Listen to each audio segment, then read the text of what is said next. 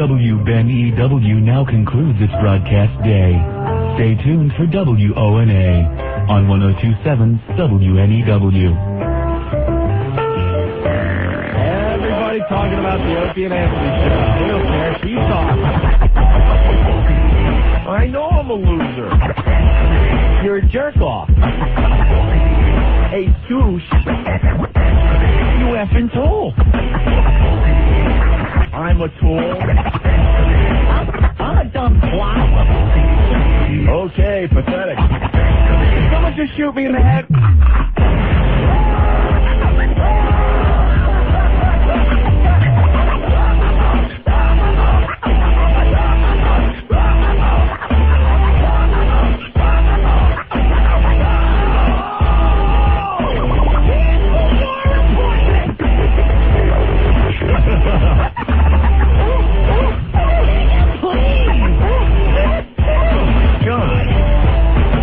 To you, Opie. Hey everyone, it's your good pal Phil McCracken. Boy, I got a rock hard one here in my box because I'm diddling myself. You're a rich toucher. I'll bag anything with a hoe.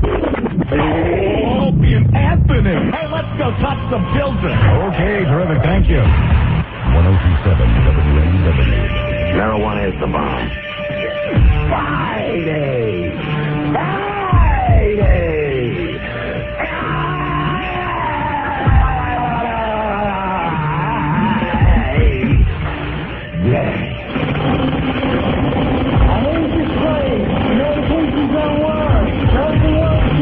I've been here for 7 years. Oh, Billy.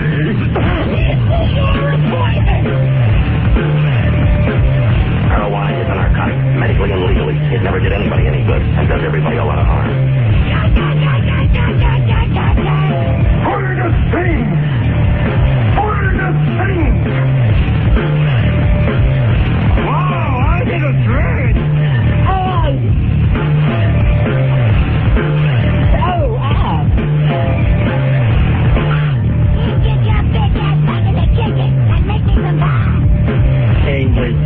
That. I never go to England. Let's go while we're young. She was a hooah. If you're happy and you know it, say it's where. Tiny! Hey, who's the stripper? This place blows. I've been to go booming. I hate this place. Time to be bad. This is where fun had previously indicated. Sweet, merciful crap! Hey, everybody, we're all gonna get late. What the hell were you thinking? I think it's time for you to start to seriously consider salad.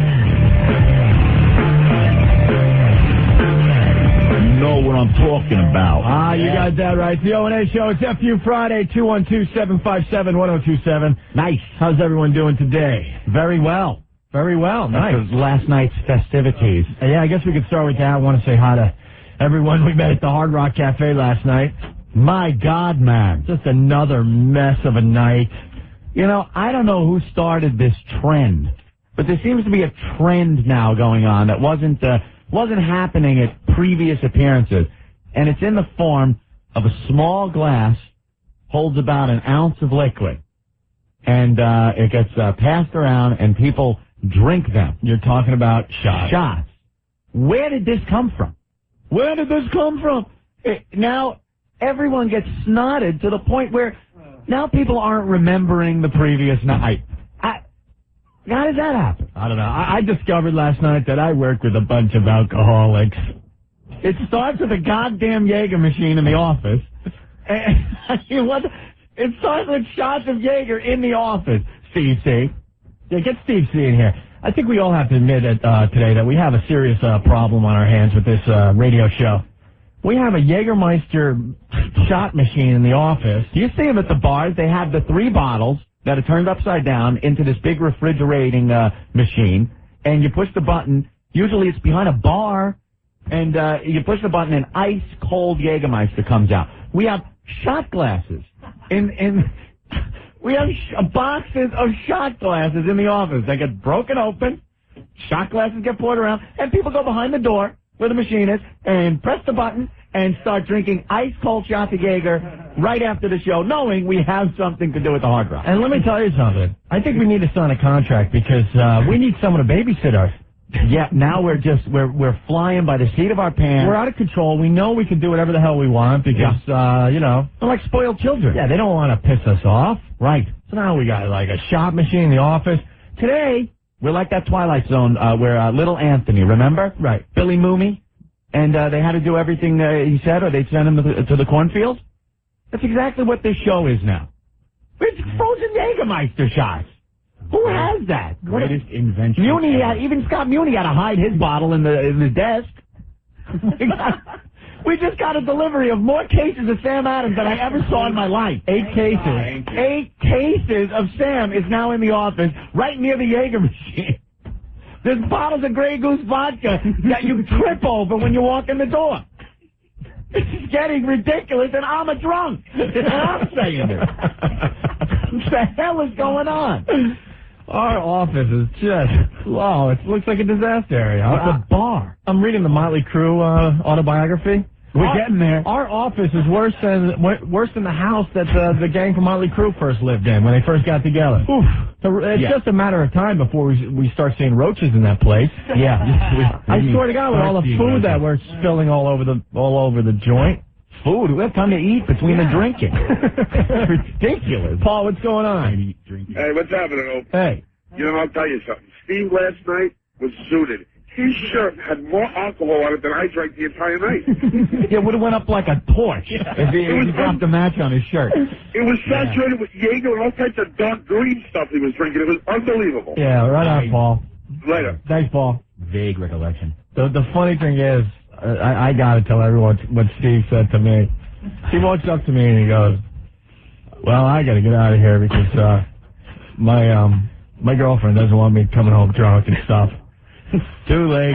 No, but then he goes, and I really, really want another beer. I have no recollection of this ever taking place. So being the pal I am, I'm like, well, Steve, you want to, go home not drunk? Well, how many have you had? He goes, I don't know, 3 or 4 beers and at least 5 or 6 shots.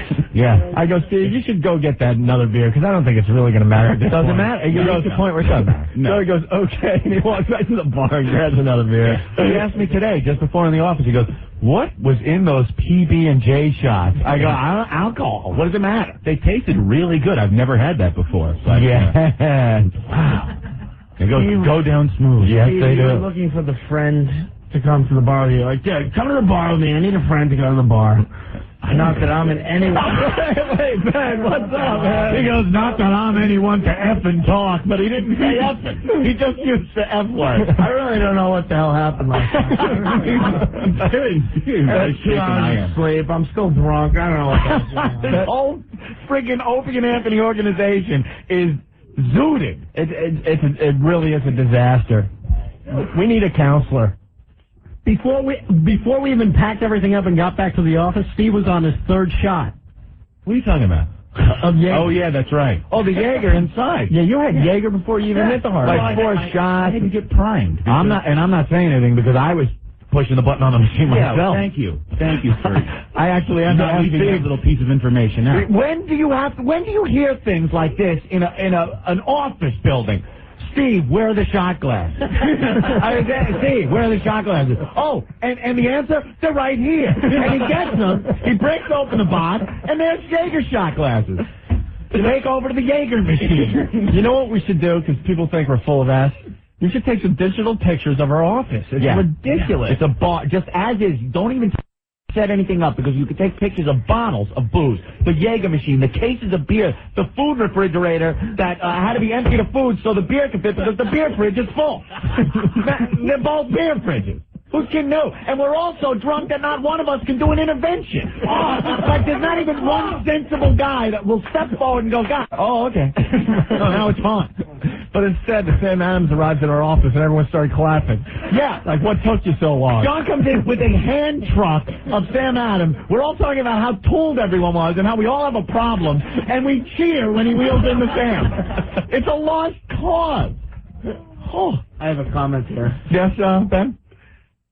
Not that anything matters at this point, but last night, before we left, before I got crashed, I took a serious phone call from like a serious family thing. And then there's Steve's like, wow! You gotta go Boston! I'm like, the person's like, what the hell is going on? I'm like, I'm in the office. Horrified. In the office. Oh, wait, she's like, that's your office. I'm like, oh, sorry. I defy you to call any other office and hear what goes on in our office. That's bad. It's ridiculous. It's like a dorm room, for God's sake. There's movie posters hanging up, naked girl pictures, and booze. All we need is the big spool from the electric companies for a table and some milk crates to use as bookshelf. To put our stereo on it. To put the stereo on and the shag carpet. Right. It's ridiculous. So it was a lot of fun last night. Yeah. Really was. I want to say hi to everyone we met, including the spaceman. Yeah, the spaceman. The spaceman who looked like George Carlin, and the guy who looked like Ace Frehley without his makeup on, and he was flattered by that compliment. Ace Frehley. I was getting other things from people. First of all, he's got to remember to shoe black the roots, too. Because I swear to God, it looked like Pepe Le Pew was laying down on his head. He had like the skunk head going. He had this big gray strip going down the middle of his head, and the black hair, like shoe black hair, like Ronald Reagan black hair. He looked just like Ace without the makeup, I'm telling you. Yeah, he did. We tried to set him up with Stalker Patty, and he was really into it. Yeah, Stalker Patty there, of course. Oh, Jesus. I don't remember.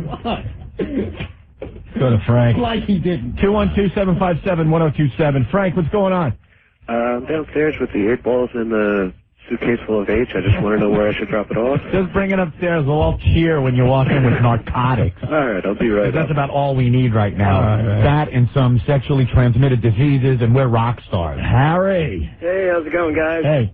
I'm listening via Underground from Florida. Okay. Nice. We want to welcome Florida to the Syndication Underground family. Is Steve in the studio there with you? Steve C? Yeah. I'm the one who sent Steve the clip of that other show ripping off you guys. They're using some of your bits down here. Oh, yeah? Oh, that's right. That's right. I got. What, they're actually playing our stuff? No, there's another show that's in Florida. I'm not sure where in Florida. They're doing What Did We Learn at the in the other show, I think. I'm not really sure. Yeah, they're down in somewhere in Orlando. Well, if it's an educational show, who are we to say? Yeah, They're teaching it's people. 9 rednecks. That's all it is. No, what's the name of the show? Rednecks, buddy. No, they're called Monsters of the Midday. Monsters of the Midday? What bits are they doing? They're doing, at the end of their show now, What Did We Learn? Yeah, that's a great bit. Well, whatever. The whole you're ripping me off thing is getting old, so what can we say? It's just a little spent and ragged around the edges. All right, just keeping tabs on it, letting you guys know. Thank you. And listening via Chuck Radio. Chuck Radio rocks. Good deal. Florida. Look at that. We're all over the country, Opie. All over the world via computers. Yeah, 2 people here, 2 people there. Brian, what's going on? Yo, O&A. Hey. Yeah, I work for an automotive factory, and we definitely drink more than you guys while we're building your cars and trucks, no doubt. I would beg to differ. I can't see how anyone could drink more. Well, I'll tell you. How do you drink more when we're constantly drinking? We have... There's no... Brian, it's still hammered. Brian, we have some heavy hitters, man. You haven't seen anything until you've seen Ben go at it, Steve go at it, and on a good day. I'll tell you, I'm going into work now. I start at 4:30. I'm starting it off with some ball hits. You know how that goes. Hey, Brian. Yeah. Let me ask you this. What's up? Are you still drunk right now? No.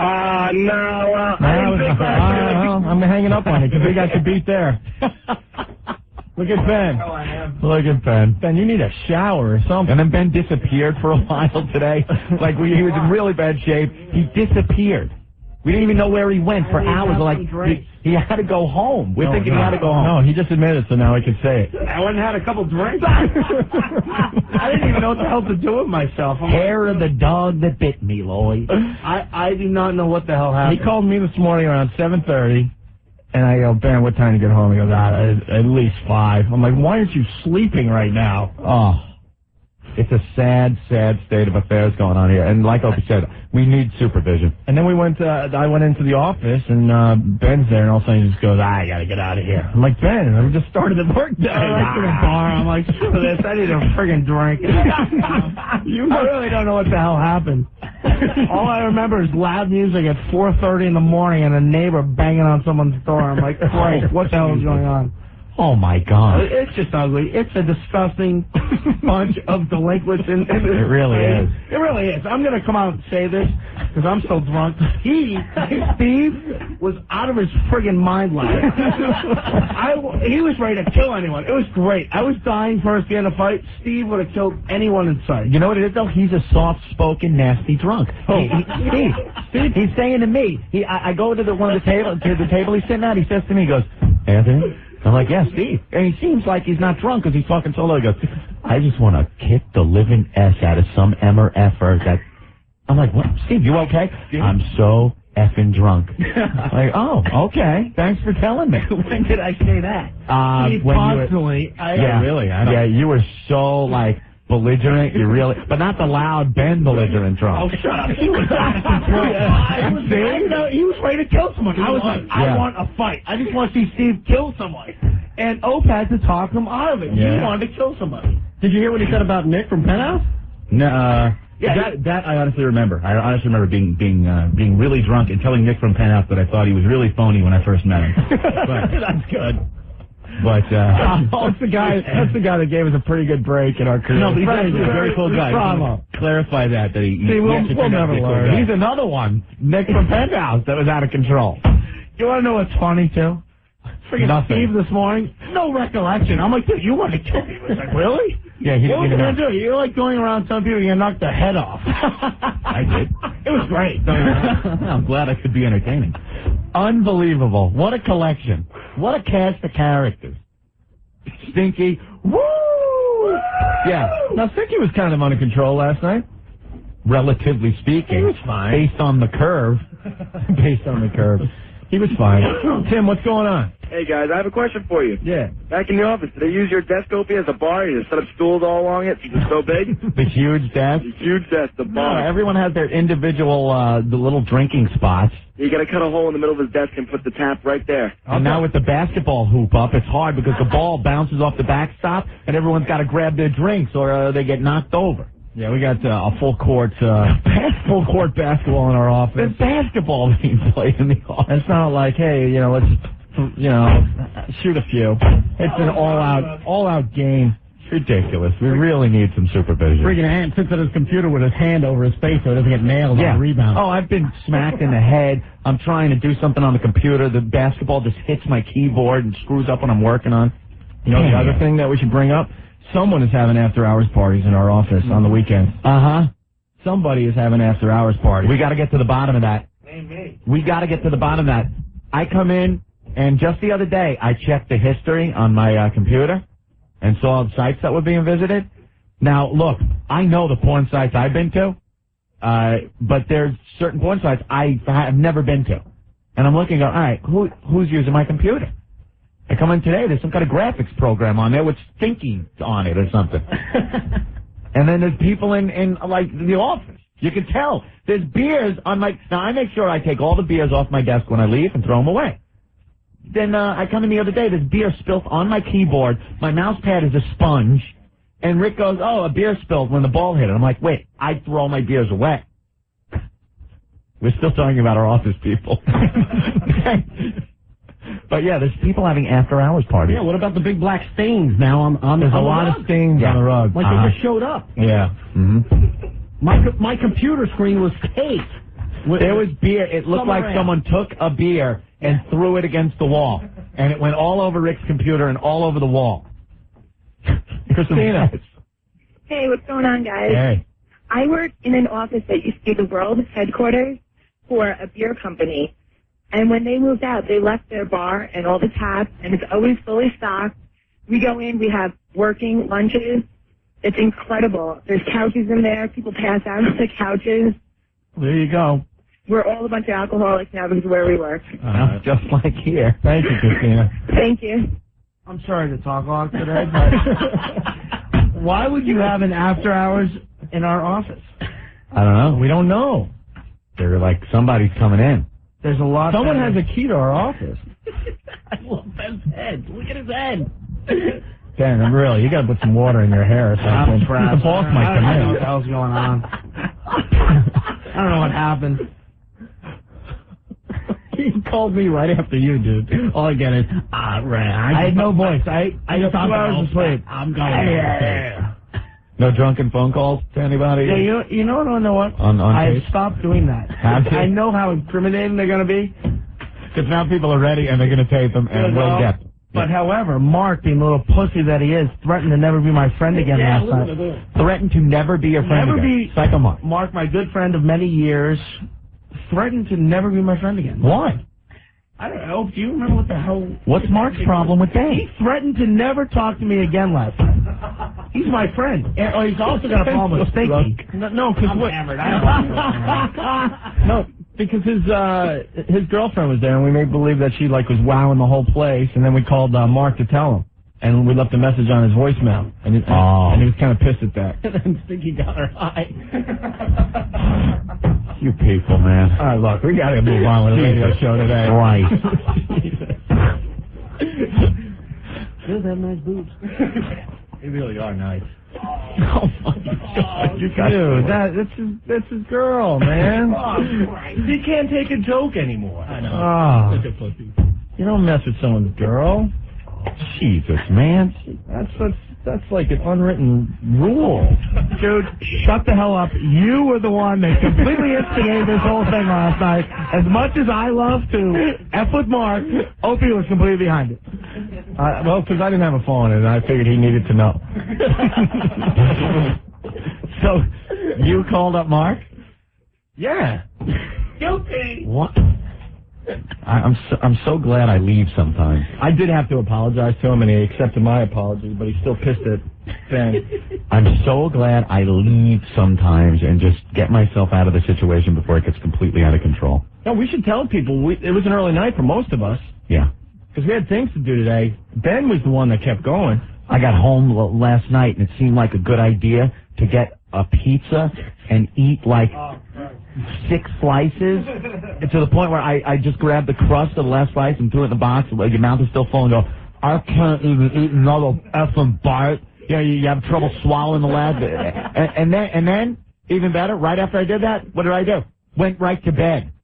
I woke up today, it was like a salad shooter. Oh, you ever see the salad shooter infomercial? You put in lettuce and stuff, and you pull the trigger, and it just comes. It was like this, I swear. Where you're like, oh, geez. Oh, you got to do valve control. You're working the exit like a valve. The muscles are like, well, all right, give it a little. All right, pull back. My friggin' liver's gonna come out if I don't. You know those days? It looks like you rode your 10-speed bike through a mud puddle. That's it. Back of your shirt a mess. Oh my God. I swear to God, the toilet water had to look like the scene in Perfect Storm. Whereas, what am I going to say? That's what happened. Shots and a pizza. Yeah, that's what I needed. A whole pizza. Ass. Toilet bowl looked like a small town after a flood went through it. A mudslide. All right, we got to take a break. God, what a mess we are. Yeah, I had to meet up with Ann first thing this morning, and the first words out of his mouth, and I've known you for a long time, my friend. First words out of his mouth this morning were, dude, I need to dump. You were still dumping it. It was a mess. I'm like, hey, you sure you bad. can't hold it? It was so utterly bad. And I had to wait.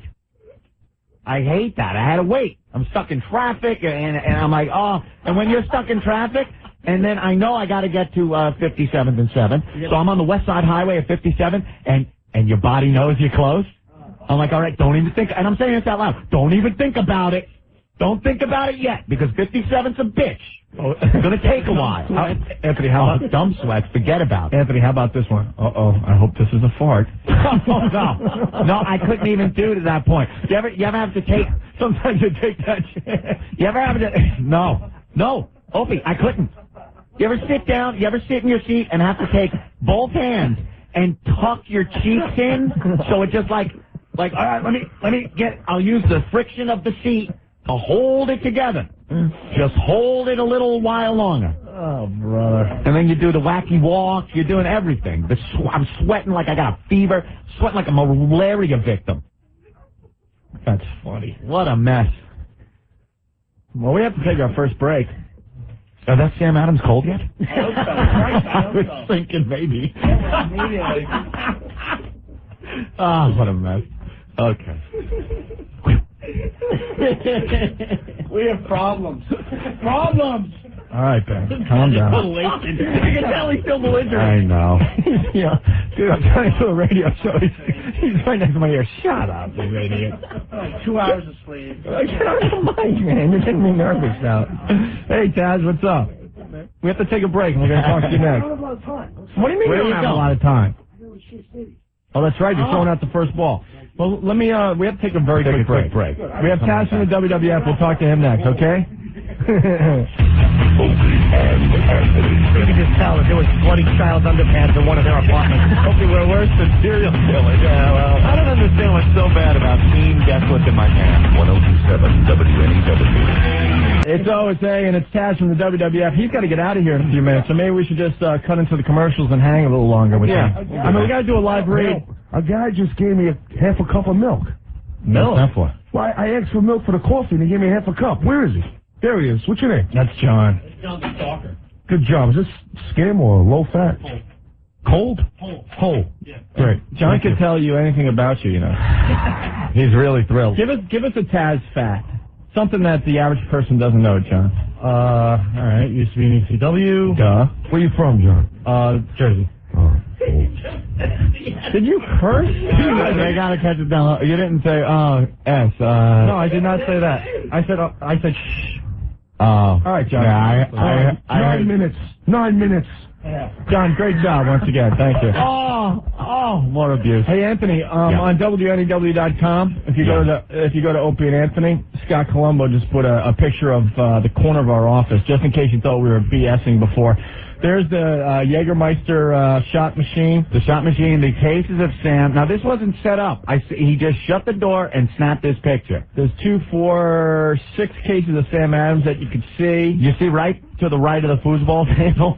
Yeah, that's the foosball table that we haven't set up yet. There's our basketball hoop. You can see the beer refrigerator to the right of the foosball table. It's on top of the food refrigerator, which is full of beer. Right. So, there's a problem. He's got to take a picture of all the bottles behind the TV, too, Stink. Let him know that, okay? Just take your time. Let's talk about boxes of liquor. Right. Yeah. There's nothing to promote. Right. I came here and sat in traffic and talk about boxes of liquor. And just for the record, you guys look really salty today. Salty's a good word. Very salty. Sure. Yeah. Salty. Ben is still drunk. This guy's still drunk. He's still drunk. He looks it. So where's what's his Ben? Ben. How you doing, Ben? Yeah, what's up? Right. All right, listen, we got to get through. Yeah, let's do a live read real quick, and then we'll get right to Taz. Pinnacle monkeying around there. Yeah, the people at Pinnacle brought you Pinnacle Horny Goat. Of course, now they have Pinnacle monkeying around. Ben, you can't go home. Sit down. No, you got to hang, Ben. I need someone to drink with. Fan the flames of passion naturally with a potent blend of all natural exotic herbs, including the legendary Monkey Taekwon Yin. Yes, Monkey Taekwon Yin. Pinnacle monkeying around. It's the exciting herbal spark. It's going to reignite the passion in your life. It's from that Fujian province of China. The Fujian province. Jesus, Taz, come on. They spend a lot of money. China's Fujian province. That's right. Where our spy plane was flying over to. That's like when you're driving, a guy cuts you off, you go, that Fujian guy. Right, from the Fujian province. That's my thing. If it's an Asian guy driving, you assume he's from the Fujian province. You go, look at this Fujian guy. No, if it's an Asian guy driving, you get away. You know the deal on that. Yeah. Absolutely. That's the truth. Remember this. The 3 P's. Pleasure, passion, and Pinnacle, Opie. They're missing a couple P's in there. Talking about sex. Ah, hoo-ha. Pinnacle monkeying around, available at GNC and other fine health food stores. Or call them up, 1-800-899-5323. 1-800-899-5323. When it's time to get funky, what do you do? What do you do? Reach for the monkey. Thank you. You don't want to be here, Taz? No, I'm here. You're sighing and stuff. No, I'm not. I'm good. You guys actually have a really good espresso machine. You're talking about liquor. I'm talking about coffee. And I had a great machine. I'm taking a triple shot. That's gotten us through a couple of days. And we got some Sambuca if you want to add some Sambuca? We'll put that in there. No. Actually, I have my wife and my son's in a limo downstairs. I want to let my wife know she's listening to the show. I'm going to bring her down a coffee. So she'd get mad at me if I, drink it. The espresso rocks. That's a novel thing. He's not drinking and he's not trying. Wow. Figure that one out. Gotta try that sometime. So, Taz, what's so funny, Ben? All of a sudden I'm like the funny guy. You're gonna laugh at me now? Leave me alone. I don't know what I'm laughing at. So you're like the drunk, miserable, like nerdy guy. No, I'm having a great time. I just, whatever. I hear you. Fun, Yeah. He had 2 hours sleep, Taz. Yeah. I hear you. Be gentle. It's all good. I'm good. He doesn't know. No, I'm not going to. He keeps giving me these dirty looks. I I'm like not the look going to he's say giving me. anything. Oh, boy. I didn't say anything. Relax. Sorry, go ahead. I didn't say anything. Holy smoke, this is going to get ugly. Taz is, all right. Oh, my God. Can we talk to Taz for a little while, Ben? Of course. All right. Whatever you want. It's your show. Oh, my God, is he belligerent? Is he effing belligerent? He's mad at you guys about something. No, he just gets like that when he gets a little hammered. He's a nasty drunk. I hear you. That's cool. No, he's not. Wait, hold on. Let me put your mic back. I really should have got more of this. I was thinking I was bombed. I don't know what the hell's going on. I think I should go smoke some weed. I don't know.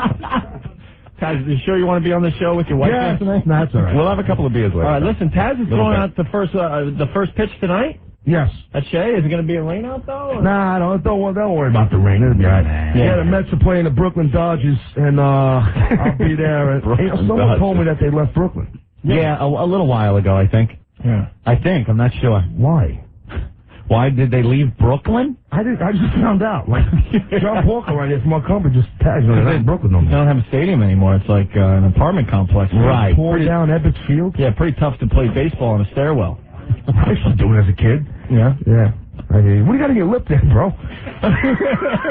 Just the swamp lip. All right, just was curious. I thought we were going to get along this time. Where's Gary Coleman? That little bastard. Where is he? Remember he was on hold forever? Yeah. Where is he? You were here for the famous Gary Coleman on hold. Tremendous. He was on hold forever. Mm-hmm. You need help. You don't look good. Yeah, we're having fun, though. We're okay. We're having fun. Right, guys? What's going on Sunday? Sunday's Judgment Day. Judgment Day. It's pay-per-view, WWF.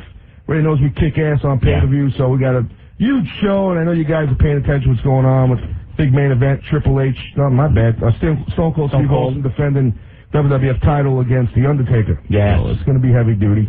And then Triple H is facing Kane in a chain match. Nice. A chain match. A lot of violence. A lot of blood, violence. It's going to be brutal. Yeah. Nice.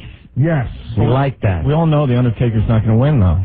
How do you know that? Because that's how the WWF works. One guy has to keep the title for about 2.5 years, and then they finally give it up. Wait, that would mean that everything's planned. Yeah. Well, that's not the case. I mean, wow. I'll tell you. You're the first one that's even tried this in quite a while. You know, I've always said the only time wrestling's fake is when I lose. Right. Yes. But I mean, Undertaker could win this matchup. Ain't no doubt about it. You're fired.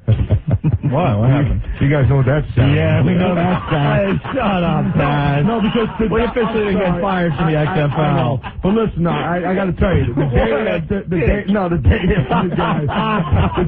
I'm serious. Now, the day after I was on the show, that happened. You guys got word, and I was listening to your show, and I was like, wow, that's not cool. I was bummed out for you guys. I really was. No. Well, thank God we got off the plane before it hit the ground. Yeah. Of course, we hit the ground too, but we just weren't in the aircraft. What do you mean the plane hit the ground? You know, it's kind of an analogy I'm making.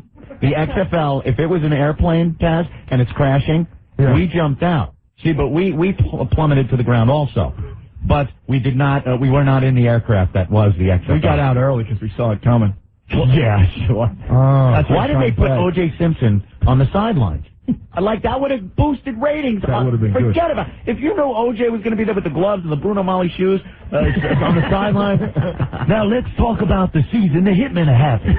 You know, it's like, what? I tune in every week to see this son of a bitch. That would be Vince he should have done it. You know OJ would have taken the job. Did you pitch that idea to Vince? I did. He did. I said that. I was like, well, we'll look into that. I don't think we're going to actually go in that direction. I'm like, no, Vince, you got to do this. Hire the killer. You pitched it to him when we were interviewing him for our pregame show that he denied that he knew anything about. Yeah. Exactly. I heard OJ likes, he hates me a lot. Yeah. Well, I could sympathize, because everyone hate me. I'm here on the field looking for Nicole's real killers. I think it's part of the LA Extreme. Look, I still remember the teams, Opie. Unlike 99% of the country. Chicago Enforcers, yeah. Remember we had to study up on the teams? Memphis Maniac. I'm the LA Maniac. You guys had to study up on the teams? San Francisco Demons. Yes. Look at that. Who cares about the XFL? What else is going on with the pay-per-view? We got the medals match, 2 out of 3 falls. Kurt Angle and, you can look at the card if you want. Kurt Angle and... No, we talk about it all the time. It's good to get a different spin on it, Tess. Go ahead, talk. 2 out of 3 falls. Kurt Angle versus Chris Benoit. First falls, pinfalls only. Second fall, submissions only. Third fall, but it never gets to that point. Like it ends in 2 falls. So you're guaranteeing, almost guaranteeing a murder. Yeah, no, you are. You're saying, if it goes 3, someone will have to die by gunfire in the ring. And then after 2 falls, like, oh, sorry, it's over. Great. An anal rape match. Third fall is anal rape. Oh, Vince, I sure hope it's over in 2. Jerry, what's going on? Hey, what's going on, guys? Hey, man. I just want to let you know, man, it hasn't even been an hour, and this is the funniest friggin' show I ever heard. Because we're hammered. You guys got to do this on a weekly basis. I don't think Ben's going to make it through the whole show. No. Oh, I hope he does, man. I don't even know where he is right now. Oh, he'll come back and start hitting people. He's taking a phone call. Doesn't he sound really angry? I think the last time I was here, you guys were all like, shot. That's what we're saying. That's what we admitted today. We have a problem. Now what's the next step? Because there's no one. Usually you have one friend or a couple of friends that go, look, it's time for an intervention or something, and they call you in and do. We're all like this. So it's hard for one person to step forward because we just throw bottles at them. As we explained, we're in the middle of renegotiating right now. Yes, I know. So they want to keep us happy, so they're not brave enough to, tell us that we have a problem. So they get you all lick it up. Oh, we're getting away with murder. Kaz, look, and I swear, this is That's our really office. your office. Look at this. It's a Jägermeister machine. And after the show, we do ice cold shots of Jaeger. We drink beer, and you see this box?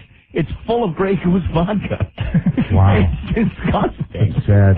Yeah. You know the Sam Adams cases? Yeah, look at how you miss them. They're all over. Sticking out like a sore thumb. And you can't see the summer ale boxes behind the lager. Is somebody giving you, or somebody's buying the stuff for you? Sam Adams gives it to us. There's actually a guy named Sam Adams? That's Jim Cook. All right. Why do you He's the call guy. Jim Cook? Jim Cook's a raging alcoholic. Oh, it's amazing. You ever hear his commercials? It's like, hi, this is Jim Cook for Sam Adams. It's like my great-grandfather says, get drunk all the time. My great-grandfather touched me when I was a child. Now I drink beer to forget the pain. My great-grandfather used to beat my great-grandmother in front of me. Now I drink Sam Adams lager. All right, before I leave, can we listen, I know this is a dead issue, but before I leave, can we just call up Gary Coleman? Because I've been thinking this over. I'm a little pissed at him. Taz, you know what? Yeah, he's still on hold, but we got a few things to get to. He liked you, I think. Take your bra off and take it off now! We love that. I thought you were hanging today. What kind of fun did you I wanted to. I remember last time I wouldn't leave. I know. That was okay, though. We had a lot of fun. That was Yeah, cool. hell yeah. I've done a lot of radio shows, and I mean, I ain't blown smoke. This was definitely the best one. Yeah, we do it a little different. Yeah, for some reason. Yeah, just a little. Yeah. Anyway, what's that at Shea now? What are you throwing out the first pick? Throwing out the first pick. Yeah. I think we said it's right. We'll say it again. Mets versus the now Los Angeles Dodgers. Yeah. And I hope there's some people in the audience because the Mets aren't doing that well. You know what you got to tell me? What? You know what you gotta do? What? Throw it over Piazza's head. Yeah, be the first guy to just throw it into the crowd. You know, I thought about Just that. right into the crowd. Can I do that, John? Throw it into the crowd, last man. week going throw into the crowd? If I just beam Bobby Valentine and just sitting there watching like this. Boom! Right in his head. Taz, I gotta tell you this because I'm a friend. You just talk a good game. You'll never do it. You're right, I won't. It's an honor and everything, and you can't F it off. Yeah. I'm not going to do that kind of S. Why don't you, because you're a big, tough guy, you go out there and just throw like a girl. Don't make it to the plate. Make it sound like black. Can you throw the ball and make it look good? Actually, I can throw the ball. Because that's kind of tough from the mound to the plate and make it look good. I know. I'm going to try and throw. I'll probably throw my shoulder out. I'll probably hurt. Hey, Anthony, look at this. Gary Coleman. Hold on a second, all right? Yeah, after the Mets played last night, they might ask you to pitch the whole game. Oh, my God. A new Mets record, 4 homers in 1 inning. Ouch.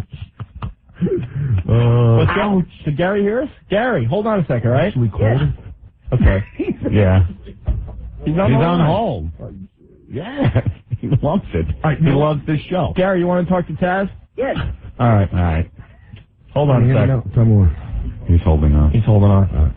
That's the gag. We'll just let him hold on until you come back.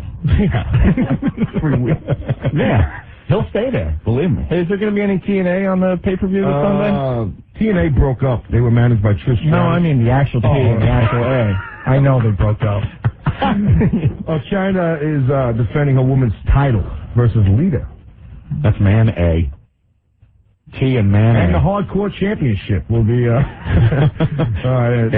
There's a big big show in the Champions Rhino, so it's going to be like a 3-way triple threat match. Oh, the big slow. Yeah, and then we got a tag team turmoil match. Number 1 contenders get whoever wins the matchup, this tag team turmoil deal, they get a title shot against the current champions, who is Austin and the Game. Yeah. And there's a lot of guys in that tag team turmoil. Would you like to hear who's in that matchup? Yeah. Yeah, why not? Well, we got Edge and Christian, 7 former 7 times. When you're telling these little stories, here's a good idea. Have a point. It makes it so much more interesting for the listener. I'll just call him right now. No. Opie's going to need these people immediately. No, because, dude, I'm begging you to get original. You did the same original. Wait, hold on. I jumped out of the S word. Yeah. Oh, wait, just do something new. Look, it makes Stinky laugh. Stinky's stoned. He'll laugh at anything. All right, anyway. Oh, he did. Yeah. He just gave you the sign. Wow. What's the matter, WWF guy? Holy ass. Is it bad? Is it going bad? Or does he have to be somewhere? Oh, we got it. We got to know if it's going bad. That's what sucks about this show. We gotta get Here we are. Practice. Anthony, here we are thinking we're all hanging and we're like actual friends, and the reality sinks in. He looks at his watch and points to Taz. Well, Opie, maybe if you didn't diss the guest, maybe if you had a point to start, maybe I'd stay another 3 minutes. Hey, Taz, man, I didn't do it. You punked my ass. Oh, I'm sure it was Rick. Anthony did it. Taz, he saw my hand. I will say, though, what are you listening to him for? Hang out. My boss. No, it's like you're one of those bitches that the guy drives around to the bachelor party. You know the guy that drives the bachelor party chicks around? Yeah, that's true. But just goes, come on, baby, time to leave. Yeah, but no, I know it's true. We got our money. I don't want to lose my job. You know what that's like, guys. Anyway, I gotta go. All right, touche. Oh, look, I gotta split for real because he's getting pissed. Taz, have fun at Shay. Cool, man. Thanks for having me. It's always a pleasure. And come back when you can hang a little bit. I know you're a busy man these days. No, but I will. No, I really had a good time last time. All right. Didn't show up at sweet, but tell Gary Coleman I said he can kiss my ass and tell him to go F himself. Hey, Carmen, what do you think of Taz? He's a pussy. Carmen. Hey, that was new, right? That was kind of new, right? That was new. All right, look. Enough. All right. I gotta go. I was supposed to make a commercial. I just take these headsets off and leave. That's it. It's okay. No, because it's great. You know what's going to happen? He's one of the guests that it's uncomfortable for him to leave on his phone in the air. Yeah, no, because I know. You see, some of the guys, they don't give a crap. They'll go, all right, I'm done, and they'll just walk out. Taz will not do that. I'm a TV guy. You know what I mean? I'm a broadcaster. No, but listen, I'm going to be in the car listening. Remember the last time? Right. I remember. I threatened you guys, and you guys were cool. Yeah. And you segued the tent. What are you doing, Rick? You're doing something sneaky. Look at this. I seen you. You gave me Iggy. You went, Look at his arms. You better watch your jacked up, huh? Last time I seen arms like that, they're hanging out with Nest. Anyway. Hit a button, Rick. I'm begging you. No, look, I gotta go. All right, Taz. Yeah, we gotta stay on the There he goes. He's taking his headphones off. All right, bye, Taz. Say hi to the Mets. Al Leiter taking the mound tonight. Or Taz, whoever pitches better. There you go, Taz. I could kick the crap out of that guy. Oh, what are you, insane? Yeah. Lock the door. Come on. All right. We're in the middle of commercials, I guess. Oh, that's right. We had just done a live. Ben's really locking the door. Loser. Oh, my God. Wait, he called. He's faggot. It's locked. Ha, Taz, you're a pussy. Dude, how you doing? Taz, hey, Taz, you're a pussy. Taz is trying to get back in. Hey, Taz, look through the window. Oh, he gave Ben the finger. Ooh. Hey, Taz. I don't want any part of this, man. Shut up. Oh, no. You got my back. He will run through that door. No, we like that. I'm kidding. I know. It's all in good fun. Taz is a great guy. We love Taz. You see how pissed he looked outside the window? Taz. I think Taz is on the phone. Taz. He hung up. Outside a prison visit. Oh, Jesus. 212-757-1027. They're saying that Taz is trying to call the, Is he? Let me see if this works. Taz? All right. What's the matter, Taz? You, I'm surprised. No, you're my pal. Look, I know how Opie is. Wait, I didn't do nothing. I know that. And the other little nitchy, little stupid, little silly bastard that's in there. Uh-oh. I don't even know his deal. But, Anthony, I'm surprised. Ooh. I'm surprised at you, Anthony. Taz, you know I was just kidding. Ring. Oh, Ben, you better watch it out. It's all in good humor. It's all. Look, I gotta go. All right, Taz. But anyway, I'll see you guys real soon. Okay. All right, Taz. Bye. Ben, be nice to Taz. Faggot. I'm kidding. This is great. Hey, Dick. I won't say right away. He got in. Did you see Ben freak out? No way am I screwing this one. Ben, if you shouldn't speak like you do of liquor. Oh, my God. Holy Did you see Ben's face? It was like, yeah, he got it.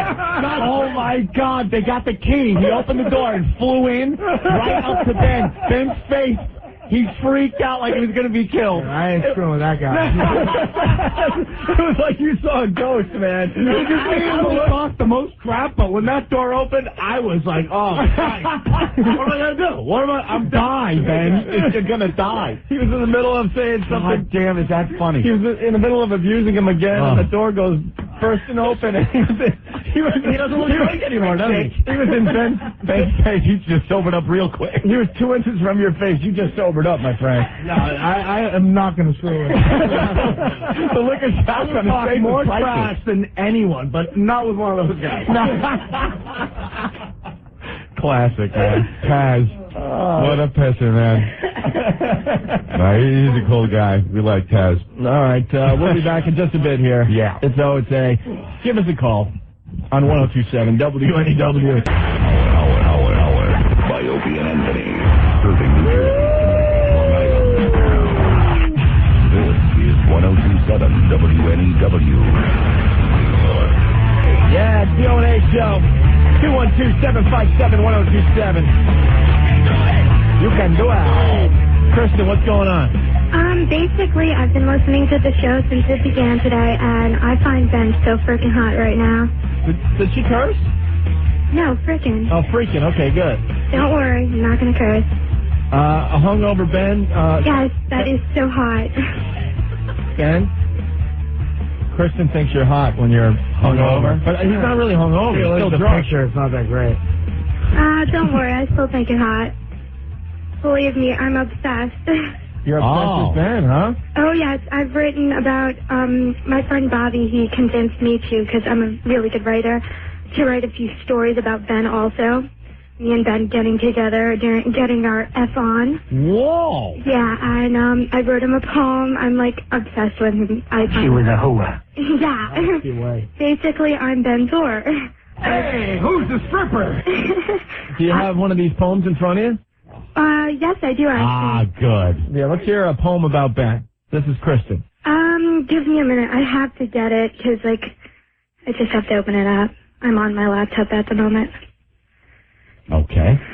Give me a moment. I'm, really, really nervous. How do you spell nervous? Okay. But believe me, I love Ben. I think he's so freaking hot. Wow, look at that. Yeah? Ben's completely confused right now. Where's your poem? What? Where's your poem? It's coming up right now. Okay. Oh, it's on the computer? Yes, it is. Because I save everything. I work better on the computer. Nice. All right. My poem is called Ode to Whatever Ben. Ode to Whatever Ben. Yes. Yeah, is on this the a radio. haiku? Oh, wait, what? Is this a haiku or just a regular poem? No, it's a poem. Okay. Poem. Let's all listen. Ben, listen. Okay. On the radio, I heard him one day, and I was struck by beauty in a radio god form. Soon every day, I listened to his 8 minutes. 8 minutes of pure adrenaline. What I could do with Ben in that time. Ben, oh Ben, how I dream of you at night, and hope, above all hopes, that you might want me too. Ben, oh Ben, I've even shed tears for you, my love. Remember when Opie broke your stool? I cried. Cried for you. Cried for your anguish. Ben, oh Betty, what can I do without your 8 minutes? Whatever. Whatever Ben wants from me, he can have. That's all I have. Wow. Ben, what do you think of your little poem? She's effing insane. It didn't say effing. Out of her mind, she wrote this stuff. Mark wanted her email address because Mark wants to bang her. Mark wants to bang me? Probably. I mean... Oh, my good Lord. You really honestly need to get a life. It's 8 minutes. It's 2 stupid songs. Have you met her at all? No, I have no idea who she is, and she should jump in front of a bus. Why don't you describe yourself a little? Me, I'm 5'3", about 120 pounds. Where are you right now? I'm in my house. Where's that? New York, Nassau County. Oh, you're a Long Island chick. How old a gal are you? 17. Aw, a teen. Come on, Ben. How many hot teen girls want you? Come on. But we don't know if you're hot. Well, I'm you pretty sound, you cute. fat slob. Oh, my God. Ben, it's one of our listeners. I'm sorry, I know. Give us a little more description. She could kill herself and happy. Give us a little more description of yourself. I've got long red hair. Long red hair. Green eyes. Green eyes. I've got long legs. 40 size. Whoa, Okay. wait. You can't say the you can say big T's. 40 Okay. what? How big are they? Double D. 40 double D? Yeah. Yeah, Big Kev's available. No. See, I was going to say that I would love to hook up with you one time, but you sound like a real a-hole. Oh, I'm an a-hole. Wait, after that poem, just talking to him a few minutes, and now he's an a-hole? Well, he's, offending me, okay? I've liked you for a long time now. Just kill yourself. Please jump in front of a bus, die. Why don't you go in front of a bus?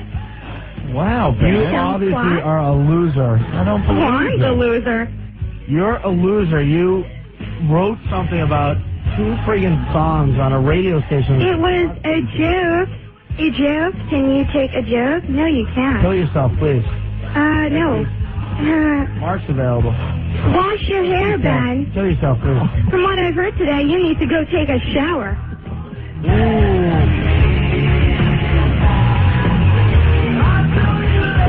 Go back to high school, go study, kill yourself now. Yeah, that's nice. Okay. F you. F you. F you. That's good. You're funny, I am. You should get 8 minutes. Ooh. Wow. Ben, what's the problem? Nothing. She's a filthy animal. She wrote you a little poem, though. Yeah. And I thought you were cute. I and you ripped have it to in half hurt when I like got that. it. Rick wiped his behind with it in the bathroom. Kristen, you going to be okay with this rejection from Ben? Whatever. Whatever, Ben, right? Whatever, right. Sure. Well, whatever Ben wants to do to himself now. Ooh, you're funny. Yeah, honestly. Please, do the world a favor, jump in front of a bus and get killed. I'd rather not. I have more of a life than that. Obviously, yeah. Wow. Yeah, Ben, she's only 17. Ben is not happy with me. I know. I don't understand it myself. You know, I thought he would be happy, you know, to have, like, a fan. I hate everyone. Hold on a minute. He's really belligerent. Obviously. Jim Norton, what's going on? Ben, what are you doing? Norton, she's all yours. She's a filthy whore. Ben, don't do this. 17 with red hair. Norton, she's all yours. You do whatever you want. Well, she doesn't know. She doesn't write poems about me. She likes you. And that's the problem. Although, Jim, I have written something about you and Stinky, because it's part Me of and my whole Stinky? story thing. Yeah. What did you call it? AIDS in the pothead? Oh my God. No, actually, because... Oh my God.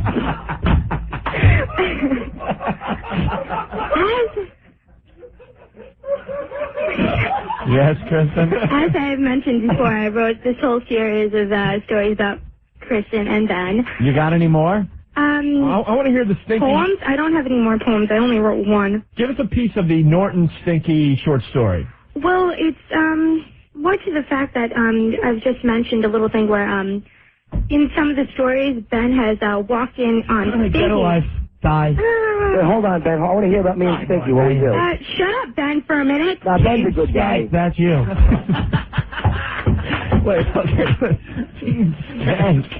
Wait, it sounds hot. You write stories where Ben walks in on Stinky doing what? No. Ben, no. These aren't stories incredibly around them. They're just like little paragraphs where like Ben has walked in on Stinky being like Stinky, a cheap prostitute, basically. And it goes more twisted, and he ends up walking in on Jim Norton spanking Stinky. And that's nice. Yeah. Oh my God! That would be a whole joke. Did you write a poem about me being killed by a fat boy in an Econo Lodge in Long Island? No, that's okay. That's very upsetting that you write. You want to drink out of Ben's mule, but you have me and Stinky. So Stinky, hook it up. Hang the phone up, you skank. Oh, wow, guys, come on. You know, whatever. Okay. I think you're a nice girl. I like you. Thank you. You're only 17, though, huh? Yeah. Could you pretend you're younger? I don't know. Maybe. I'm just saying, two people for the fun of it, for the goof, not to be really dirty. All right.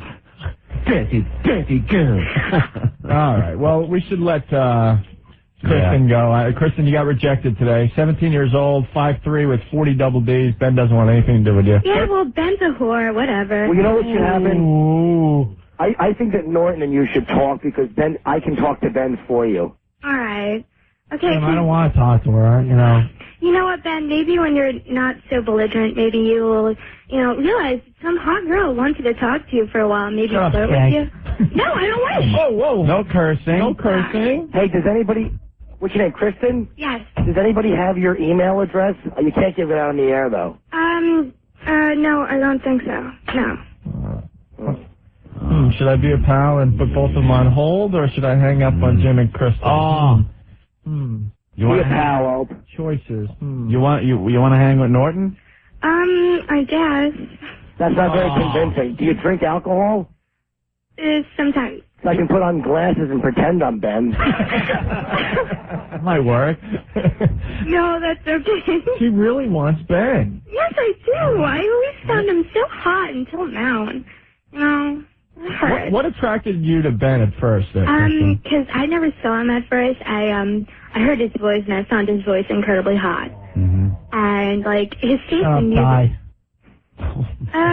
F off. Oh man. Okay. Can I talk? Sounds like such a skanky whore. No, actually, I'm not. I'm telling you, the more I hear Ben, the more I want to drink out of his mule. You don't know how happy you're making me. This girl is a filthy whore, Norton, and you should punch her teeth out. Wow. Ben, where's this anger coming from? Oh, that makes you so happy. I mean, it's...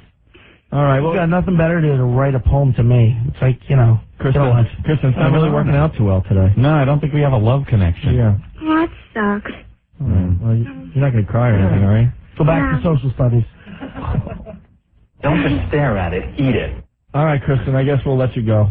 Yeah, all right then. Any final words for Ben? Ben, you suck ass.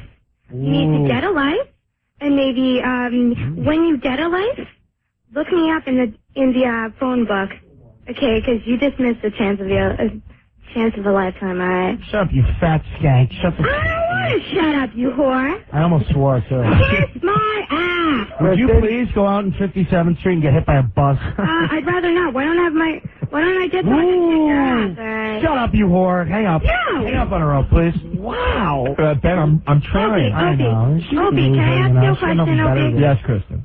All right. How would you take it if some cute girl... Shut up, twat. Shut up, please. Shut up. You're a fat slob. I don't want to talk to you. You have nothing better to do than talk about my stupid 2 songs. You're a loser. Loser. See you later. Oh, pay up, please. I'm trying, Ben. For some reason, there's something wrong with the phone, so maybe we'll be able to fix that in a minute. All right, I'm going to put Kristen and Jim Norton on hold. Go back to science class. No, that's okay. Filthy whore.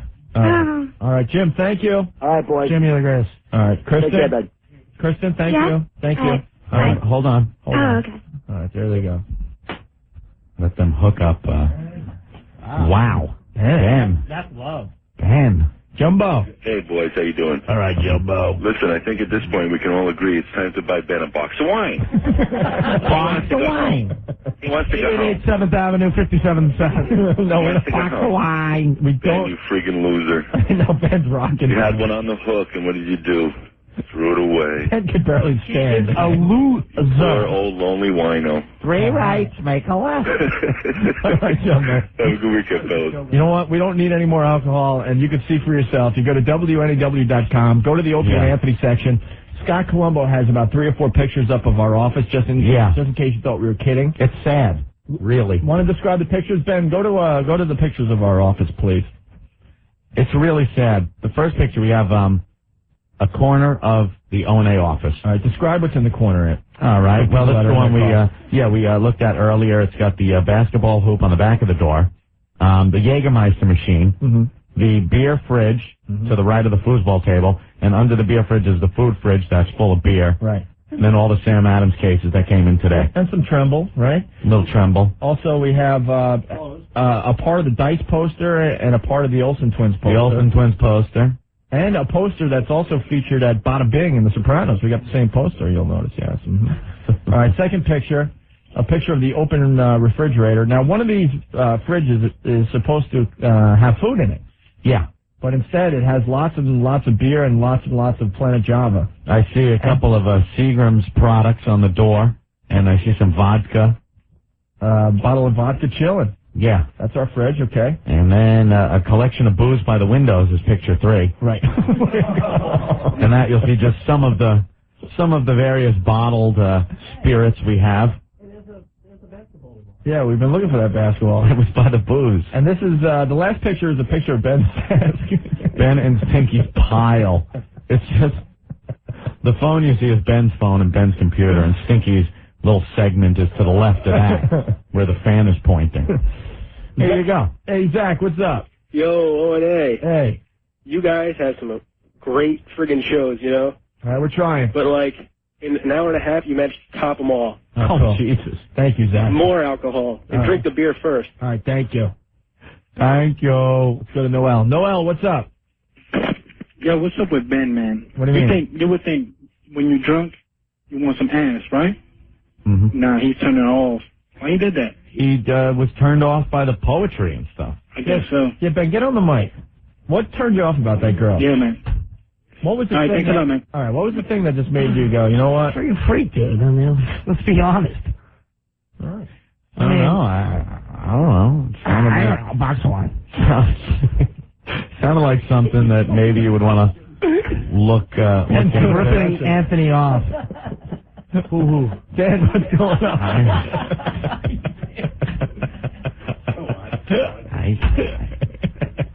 That was something you might want to look into. Oh, I know. Dan, what's going on? Yo, what's up, guys? Hey. I know what made him not take that chick. Huh. He's a fag. No, Ben is not a fag. Yeah. What the hell is that about? She was like in his lap, ready to go. And he just shot it down. Ben's all about the unexpected. I'll tell you that one. What's that all about? I didn't think you'd get so angry.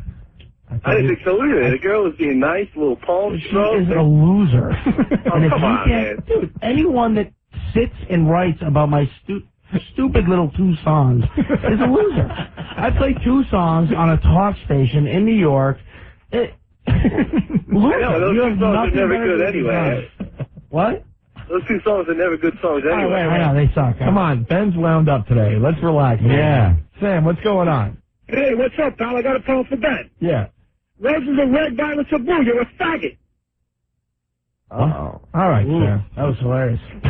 What? Dice. It's nice. Paul, what's going on? Yeah, what's up, man? Yo, Ben, who the F are you to tell that poor girl to jump in front of a bus? Yeah, any small girl would... Hey. Yeah. All right, she may be fat, okay? But what if that was a poor girl with really low self-esteem and she did jump in front of that freaking bus and died? How the F would you feel? Dude, that'd be the greatest thing ever. Honestly? That'd be great. You have no consideration for other No, I people in don't. life? I'm a complete dick. Where are you right now? I'm in Jersey. Good. Jump from a bus. All right. Oh, my God. What is wrong with you, man? We told you he had 2 hours sleep. He's still drunk from last night. We're not kidding. You think we're kidding? No, this is not I'm good. saying, but that, I mean, you know what I mean? get a Like, picture Opie of and that. Anthony, great show. Funny. Hello? We should get a picture All of that disheveled? and put him on the There's no website. reason to do that. All disheveled. That would be nice. All right. Thank you, Paul. Rough, man. All right. Bye. We got to say hi to Phil from Extra, Anthony. Ah. Hey, Phil. Hey, What's your last name? Schumann. Schumann? Oh, they spelled it wrong on the screen. Phil Schumann from Extra, everyone. Yes. What's going on, Phil? You spelling on the radio now? Might as well at this That's why I got point. into TV. I didn't have to spell. Don't get Ben upset. Yeah. What you guys? Was it like an 8-year-old girl you had on earlier? She was 17. 17. Yeah, right. She was 17. Wow. Everyone is angry today. Everyone's very angry. I'm fine. It's like 80 degrees and sunny here. I'm going away for the weekend, assuming they don't arrest Robert Blake. Yeah. Well, how's that looking? Well, it's not looking too good in terms of anything happening quickly. Otherwise, it would have happened by now. You know, tonight will be 2 weeks since the shooting. Yeah. And Yeah. Is it looking like they're getting any closer? It doesn't look that way, although you really can't pry any information out of the police department. There's a lot of stories going around. Sources say this, sources say that, but you hear sort of conflicting stories, so there's really no solid info about what progress they're making, if any. Any hunches on your part being in the business? Well, I mean, the hunch that we've all had right since the beginning is that Blake is somehow involved. Right. Because his story just doesn't seem to make sense on the face of it. There's too many question marks. Yeah. Like, what? Well, like, you know, why did he park the car 3 blocks away from a restaurant with a big parking lot that he supposedly had a reserved space in? Oh, look at that. Why did he leave the woman in the car by herself at night while he went back to get his gun when the whole reason he was supposedly carrying the gun was because he was afraid for her safety? Yeah, look at Phil. Where has he been for the past 2 weeks? If someone's accusing you, even indirectly, of killing your wife and you didn't do it, aren't you going to be screaming that at the top of your lungs? Yeah. Yeah. You know, if you're carrying a gun, do you forget it on the booth next to you in a restaurant? Yeah, that's kind of You know, weird. it's not exactly like, you know, you forgot your sunglasses. Yeah. Well, we all know how that ends. So, you know, there's just a few there. Just a few questions. Don't forget your sunglasses either, though. Yeah. Phil, we love OJ's involvement in this whole thing. Yeah, OJ thing is Oh, just boy, I'll tell priceless. you. Well, we interviewed O.J. in Florida on earlier this week, and it ran last night on Extra, and then it's running tonight also. Did he kill any of the staff of Extra? Did he kill any? Yeah. No, not yet. Not that we know of. But, you know, in his mind, he hasn't killed anybody ever. Does that piss you off? Because it pisses me off to think that he might actually believe that he didn't do it. I think that the sort of the armchair psychologists and even the professional psychologists talk about him convincing himself that he's innocent. Yeah, but I'm just hoping even for a minute a day, it goes in his head like, oh my God, I did it. And then he could forget about it and think he didn't do it, but as long as it's even for a minute, I'm even okay. more strange than that. Imagine what it's like for his 2 kids. Yeah. They live with him there. You know, Justin, I think, is 15, and or Sydney's 15, and Justin's 12 now. I thought Sydney ate Justin. Sydney has actually grown into a lovely young lady. We're going to have pictures of her on our report on Monday, not to, to plug too blatantly, but yeah, that was part of what we talked with OG about his new life in Florida. She had a little baby fat on her, I guess. A little bit, but hey, we all go through that. Right. Looking good, though, now, huh? Now, what is OJ going to say tonight, Phil? Well, tonight he's talking about how he couldn't help but have sympathy for Robert Blake because he knows what he's going to be going through over the next couple of weeks. He also talks, and this is really actually kind of sad, people don't remember this, but O.J. had an infant daughter from his first marriage who died in a drowning accident. Oh, I remember that. And he talks about how it's not fair for us to judge people's reaction to tragedy. And he talks about when that happened with his daughter, that he decided to go out to a bar with a bunch of friends of his, and I got as drunk as I've ever been in my life. And, he says that so it's not fair to judge what Blake should or shouldn't be doing right now in terms of staying in seclusion. Hey, He also tells them that if they don't catch who did it, that he has to go on with his life because that's what he's tried to do. Oh, my God. I see. It wasn't, William Shatner wasn't over the house that day when the baby drowned, was he? You guys are bad. You guys are bad. I'm just wondering. See, nobody even remembers that. Well, the guy about, from Extra telling us we're bad. Yeah, that whole William Shatner thing kind of, because there were suspicions there. There were suspicions, but it's mainly because of us cynical weasels in the news media. We raise suspicions about everything.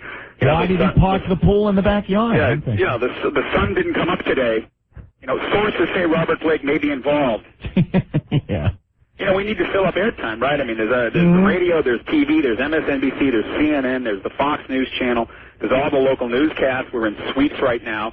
I mean, everybody thinks that this is a great story, but it's easy to lose sight of the fact that, not to bring everybody down, but, a woman was murdered. There's an 11-month-old baby girl that doesn't have a mother now. Mm-hmm. I mean, this is a really sad case.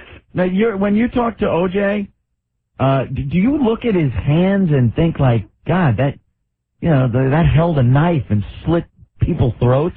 Like, it would creep me out. It's tough because I actually covered the O.J. trial. I was in the courtroom. I was in the courtroom for the verdict. I covered the civil trial.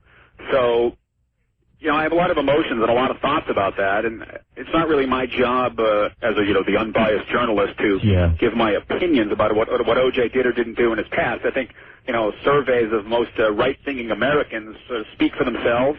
Mm-hmm. But, again, we didn't go to him on this story without some concern about giving him a platform, so to speak, but because there's so many parallels between the Blake situation and between his case, we felt that, like it or not, his opinions were relevant to this story. Yeah, well, O.J. sells, believe me. Anytime I see him on the paper or on TV, I gotta tune in. Yeah, he was on the Post yesterday. He was on the front page of the Post yesterday. I gotta hear what this nut's gonna say next. Yeah, he's like sort of become this national curiosity, Yeah, exactly. I mean, if you had an opportunity to have him on, you have him on, right? Hell yeah, I got no problems. I was just saying earlier that, the failed XFL? Yeah. They should have had him on the sideline. Oh, man, that would have been hot. I mean, I wonder if they thought about that. I would tune in. You put him in the Bruno Mali shoes. You put the gloves on him, and you have him on the sideline talking about, the LA Extreme. And don't forget, he used to be a commentator for NBC. And Dick Ebersol, the head of NBC Sports, is a buddy of his. Oh, yeah. He was. Yeah. No. I wonder if they talked about that. That never came out. I'll have to find out about that. That would have been a coup, I think, to just have him on the sideline. They couldn't have done it. Yeah, but you know something? Just the publicity factor alone of talking about it would have got him something. Exactly. Yeah. Now, what about Jesse Ventura in the booth? Right. What about the whole reference he made to the Ramseys with the lie detector? Well, that was one of the points that he was made in offering advice to Blake. Now, when he said that, and what exactly did he say? Well, what his advice was not to take a lie detector test, and this is interesting because this came out much later after O.J.'s trial. Is that back in the beginning, when Bob Shapiro was his only attorney, he apparently had him take a lie detector test. Mm-hmm. And defense attorneys do this, often on their own, with their own information. And apparently Simpson flunked it miserably. Now, that never came out. I wonder why. Oh, yeah, because he killed those people. Yeah, right. That never came out during the trial, and, of course, they're not admissible anyway. Right. But his advice, which was interesting, is that don't take the lie detector test, because if you pass it, nobody will believe you. And if you don't pass it, then it'll be used against you, at least if it ever comes out, even in the court of public opinion, not necessarily in the courtroom itself. Right. I think aside from the lie detector that he failed, his blood and her blood all over the place might have been a little more evidence than a lie detector, this son of a bitch. Don't get me started on what did and didn't happen on the O.J. Simpson criminal trial. We don't have to relive that. Let's just say that there were a lot of problems with the case, the least of which was the jury. Yeah. So they proved their case, to me and you. Now, when we weren't in the jury box. When he came out with the Ramsey thing, though, I'm like, but he's talking about a dead girl and how the parents, didn't... Yeah, he talks about it from the perspective of the defendant. He never says anything about the victim. Like when we talked with him about the Blake case, his immediate reaction was sympathy for Blake. Not sympathy for the dead woman. Of course. No, not sympathy for her. And don't diss your dead ex, he says. Right. How about don't kill your dead ex? He made sure his lawyers didn't do that. I mean, come on. Yeah, I know. All they did was trash this woman, try to drag her into some drug ring and exactly. whatnot. Having sex on the couch while he looked through the window because he was so concerned about his kids. I'll tell you, you could talk about this stuff forever. Forever. We're still fascinated by OJ. Yeah. Well, we're going to get to see him on Extra tonight once again. Yeah. Tonight at Extra, I think we're on at 7 o'clock there on Channel 4. Right on. And then we got a little bit more on Monday. So we'll keep you posted if something happens with this Blake thing. I'm sure you guys will be all over it. Yeah, Phil, we'd love to talk to you from time to time. All right, well, thanks for having me on. I appreciate it. Right no on. problem, Phil. Thank you, Phil. Take care. There he goes, Phil from Extra. Extra OJ on Extra. Look at that. I love it. Tonight at 7. We were in the office last night getting hammered, and we were watching the OJ thing. We were watching Extra last night and just laughing our asses off at OJ. It doesn't matter what he's saying. When he's on screen and he's talking and he's all serious and he's got such conviction in what he's saying, we all just laugh at him because he killed 2 people. Because he's a nut. He's crazy. He's crazy, I tell you. That man's crazy. All right. I'd give something away, but Ben just wandered off. What? You make him sound like an Alzheimer's patient at the I swear home. to God, he just wandered off. Where's Ben? Ben wandered off. I hope he has his IG. I just went for a walk. All right, well, let's give something away. What do you want to give away? There's nowhere to walk to. I went for a walk. I went for a walk. I walked 10 feet outside. All right. Let me You guys just love it. I got sort of a guy, Ben. Shut up. Ben, you're hilarious today. Fun. Wait, let me talk to Kim. Kim, what's up? Nothing, just on my way to the airport. Okay. How are you guys doing tonight? We're having a lot of fun. I hope it sounds like something. Kim? Yeah, I'm here. I'm sorry. Oh, I was answering you. Now, what do you have for the show? Well, actually, I just wanted to make a statement about Kristen. The 17-year-old? Yes. Do you think she's like all that? First of all, you guys need to have somebody with a little bit more experience, I think, than she probably has. And she was totally lying about her weight. How do you know? She sounded fat on the phone? No, it's obvious because first of all, when you asked her, Yeah, the 40 double Ds have to give it away, right? 40 is kind of weird on the back. 40 is 40. Let me explain to the guys. 40 is the backside. That's the back of the shoulders. Right. Well, actually, 40 that's is big back. the point that underneath, like the point around the underneath part. Right.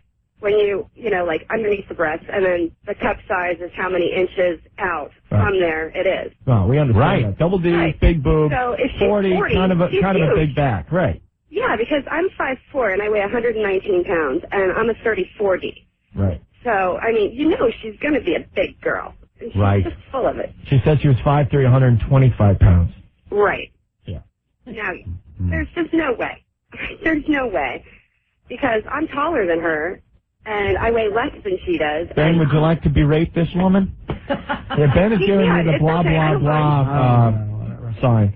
No, Ben, go ahead and berate me. I don't care. I've been listening. No, don't berate any more of our listeners, Ben. Ever since according to everyone except us, they're saying we're losing listeners for some bizarre reason. Well, I just started We're not working. losing listeners, you tools. I just started working in the New York area, and I listen to you all every day. All right, Kim, you want to go see Bon Jovi? Sure. Will you use these tickets? I would love to. All right, we got a pair of tickets to see Bon Jovi at Giant Stadium on Saturday, July 28th. Okay. You can get tickets through Ticketmaster, but if you hold on the line, we'll give you a pair. You're going to use them, though, right? Totally. All right, thank you. Totally. Oh, you guys are so awesome. I love you. All right, thanks, Kim. Thank you. Have a good weekend. Thanks, you too. All right, there she goes. This is interesting. Yeah. Someone just instant feedback, some information that they're getting from news service. There's been a rash of apparent auto-induced suicides in the tri-state area. Various people throwing themselves in front of buses yelling, "Ben sucks." Authorities have no idea what may have caused this phenomenon. It's Monkey Man. Jump in front of the bus. What country you from? What? What ain't no country I ever heard of? They speak English and what? What? English, mother. Do you speak it? Yeah. Then you know what I'm saying. What? Say what again? Say what again? I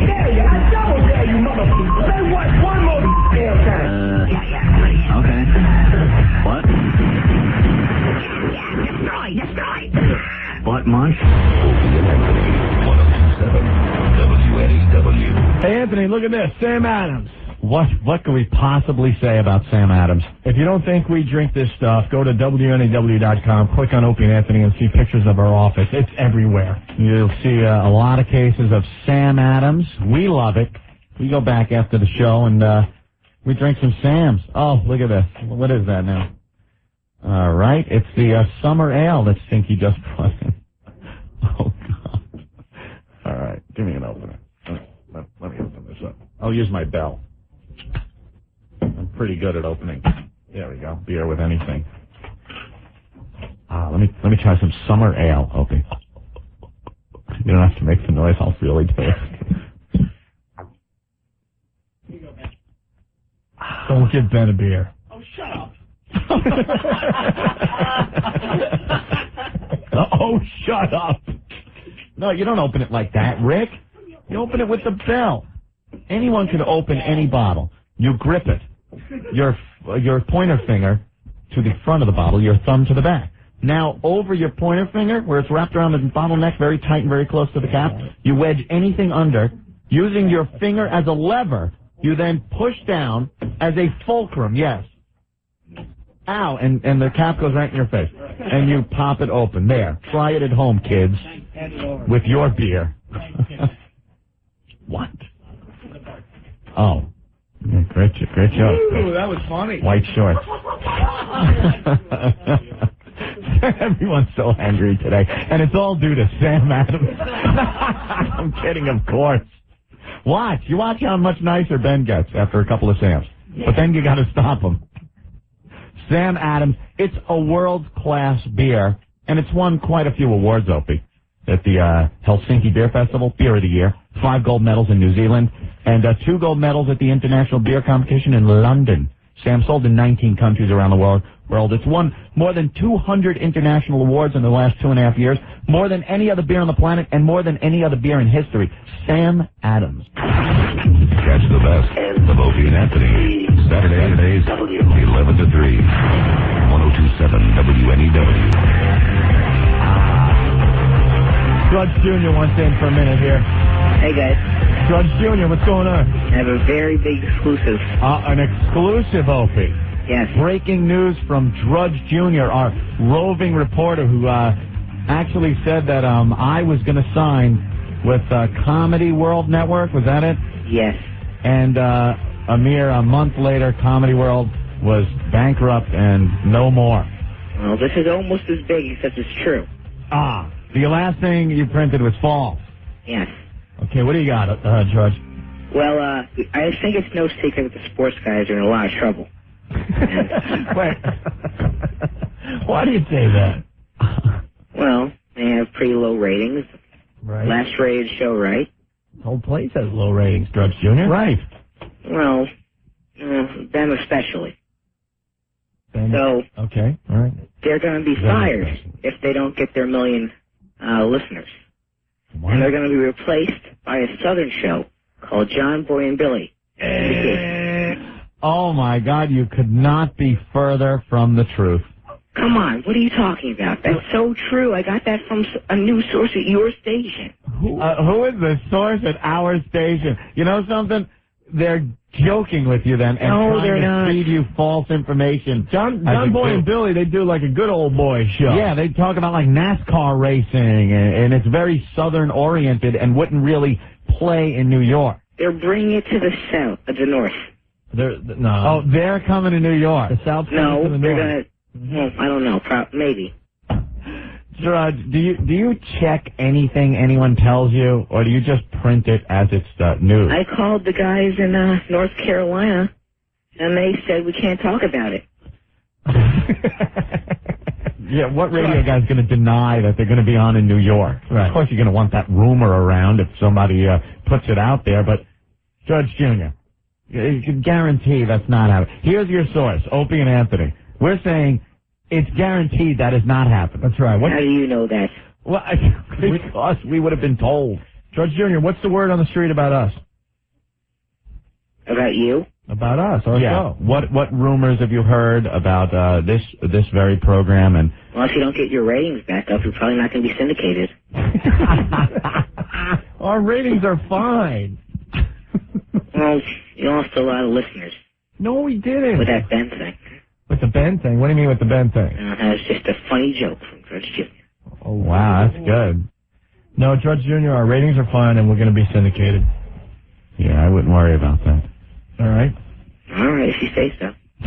We do say so. He believes these half-assed sources that are out there. He believes it, and he prints it on his little website, but he does not believe when it's a source that is, I got it from a source at the station. We're a source at the station. And we're telling you. And we're telling you, I don't know who your other source is, but it's probably not as accurate as the one you're on the phone with right now.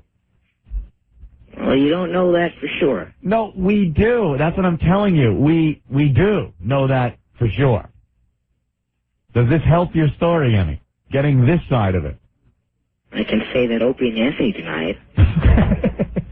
But your source doesn't, and your source could be like Eddie. Drudge Jr., don't you get that we could be your source here at WNEW? Yeah. We could give you some fine scoops. Why wouldn't you believe us and then consider that gospel? Well, I guess I could make that work. Give me your cell phone number or something. No, nothing like that. We'll say it on the air. If you have a story... You can't say half the stuff that goes on the air. If you've heard a rumor about something, you address it. We will tell you, okay, yes, we've heard that, or we will tell you, no, that is absolutely not true. And as far as the John Boy and Billy thing goes, no, Drudge Jr. It's not true. It's not true. And then in a few months... Maybe they just didn't tell you about it. No. Because it makes so much sense if you... I don't have all the details. I'll put it up on my site. The website that crashes when 10 people hit it? No. I reset the hit bar. Oh, you did? Yeah. Weren't you on the message board telling people that we were in court because of another radio personality? No, I said I thought it was... Junior. Wait, you heard what? What? You said... Sorry, Anthony. I just want to get to the bottom of this. What did you say we were in court for? I said I thought that was what it was about. So you're spreading false rumors. I was in court on my own personal hell. That's what I thought it was about, but I didn't say that. Don't you think as a journalist and as a Drudge Jr., you shouldn't even speculate like that? Doesn't matter. People on the message board don't care about what I say anyway. Hey, Drudge Jr., I got a scoop for you. The new morning show at WNEW? Mm-hmm. Simpson and Blake. It's John Boy and Billy. No, it's not John Boy and Billy. John Boy and Billy. Do you think New York would accept a show called John Boy and Billy, a couple of southern redneck guys? I don't know. You're the radio people. Hey, Drudge Jr.? Yes. How's it going with our contracts?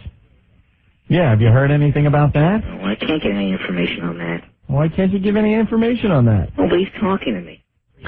Are you calling around trying to get a scoop? Yes. Who you been calling? People at your station. Yeah? Yeah. Ken? And Jeremy? The guy that told me this works with Jeremy, so I thought it'd be true. The guy that told you what? The John Boy and Billy thing. He works with Jeremy. Oh, he works with Jeremy? Yeah. Is his name Craig? Was it Craig? I'm not saying anything. I'm not saying who it is. He doesn't want to give out his source, Anthony. He works with Jeremy. No one works with Jeremy. Hysterical, Drudge. You are so wrong. You are the worst reporter ever. Ever. But he's starting You're out, like the Anthony. Globe or the Inquirer. You're worse than the Weekly World News with Bat Boy. Yeah, what do you got on Monkey Man? Monkey Man. What do you think about Monkey Man in India?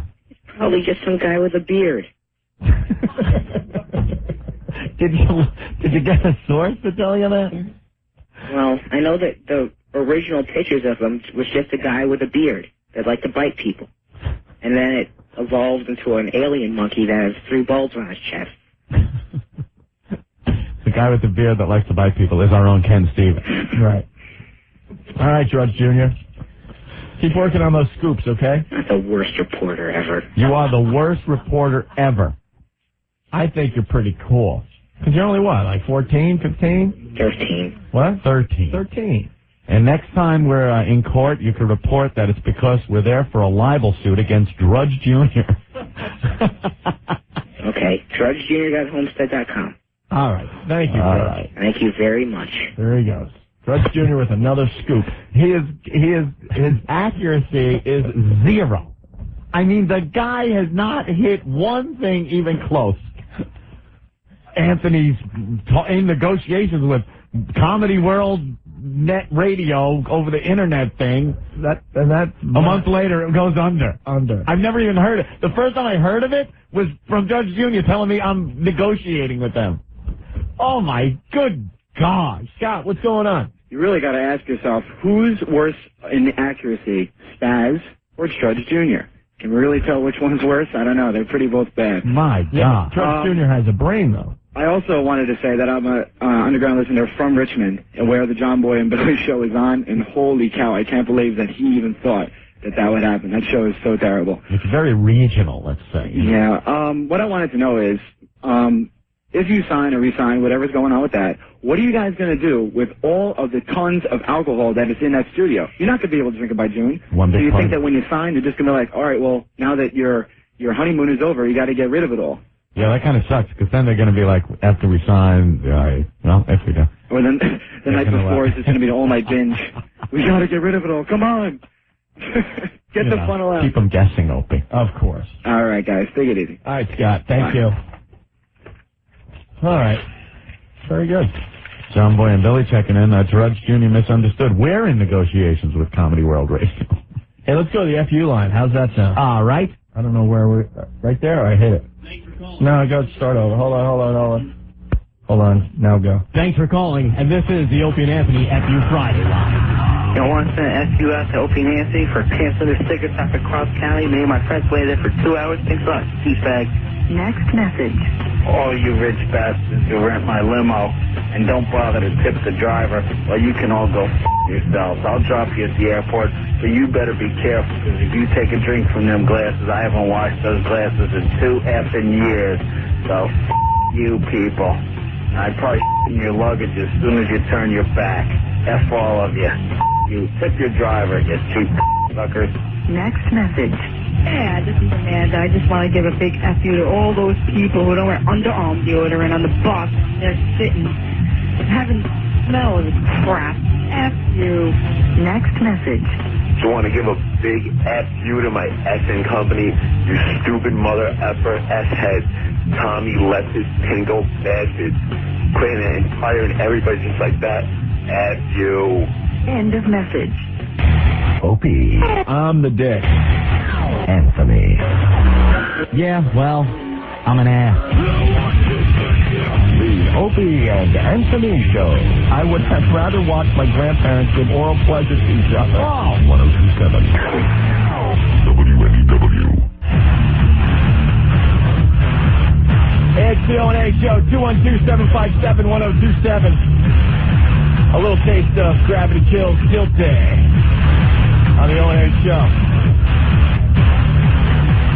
No drama going on in here today, I'll tell you that. We got a pissed off Mary in the studio. A lot of drama. What's wrong, Mary?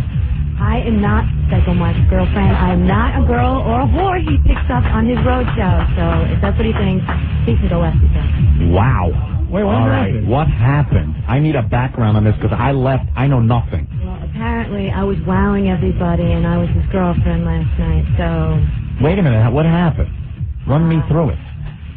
I just got a phone call from my boyfriend saying, did you listen to the show? Apparently you're Psycho Mark's girlfriend that was at the Hard Rock last night wowing everybody. So here I came to go yell at Ben because apparently Ben was the one saying it and now it's Psycho Mark. So I just don't want to be in the middle of it. I love you guys, but this is bull. Ben, were you making accusations as to whether she was Mark's girlfriend? Let me strap in. I need my seatbelt. I need a safety harness. You know what? I'm not going to get involved in this friggin' fiasco. But was something said that might lead her to believe? I don't know what the hell happened last night. I don't know. Steve, do you remember? She's making the universal sign, drinking heavily. There's Mark right there on the hotline. Wait, so what is? I don't get what this is all about. Yeah. Basically, I have a really pissed off boyfriend at home that thinks that I'm cheating on him with Mark. And I hang out with him. He's a cool guy, but we're not going out. I'm not his girlfriend. Psycho Mark. Hi, guys. How you doing, man? I am so mad. I am going to choke Ben with both my hands, and then I'm going to ram his head down a toilet. He's a complete a-hole. I'm never going to talk to you again. Stinky's a jerk, too. I don't like you guys anymore. Ben, what's your problem? Hold on. I gotta know what happened.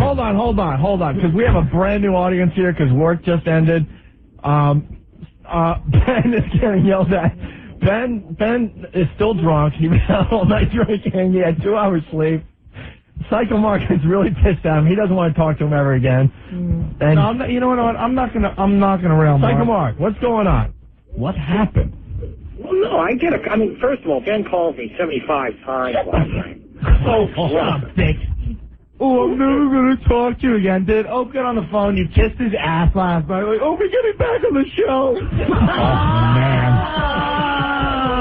Ben, you are so full of ass, Ben. What is with you? What, are you still drunk? No, look, I'm not going to slam you. I mean, let's just stick with the facts. All right, so what's going on here? Mary's saying she doesn't go out with Mark. She doesn't. She's not my girlfriend. So where was that said? Who said that so that your boyfriend got... Ben said that. Ben said that. And What did Ben say? Ben, you said it last night on the phone. I got a call from you drunk effing loser, from the Hard Rock going, John, I'll break down. No. She's blowing everybody. Now, she's not even my girlfriend, okay? How can you say that?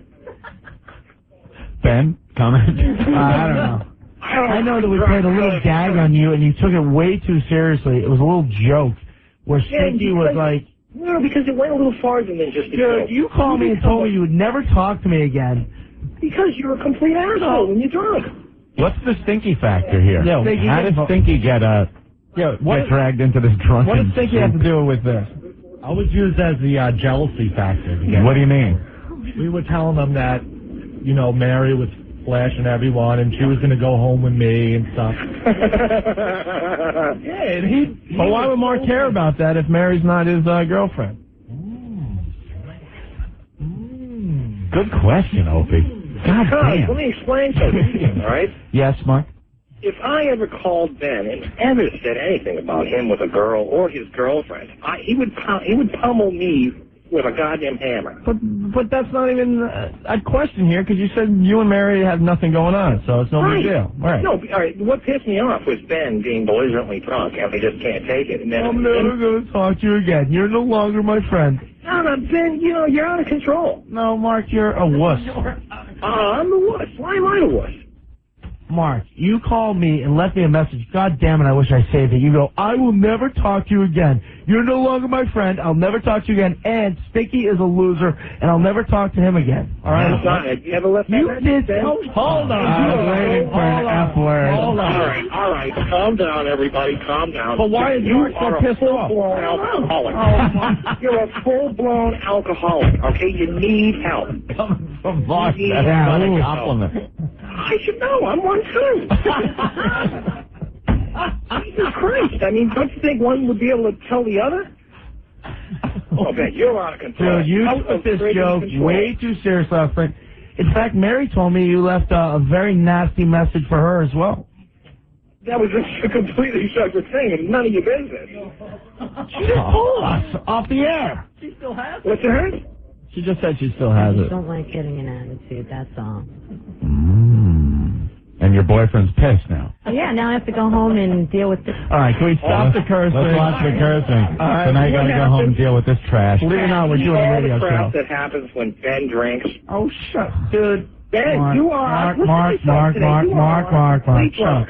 Mark, shut up.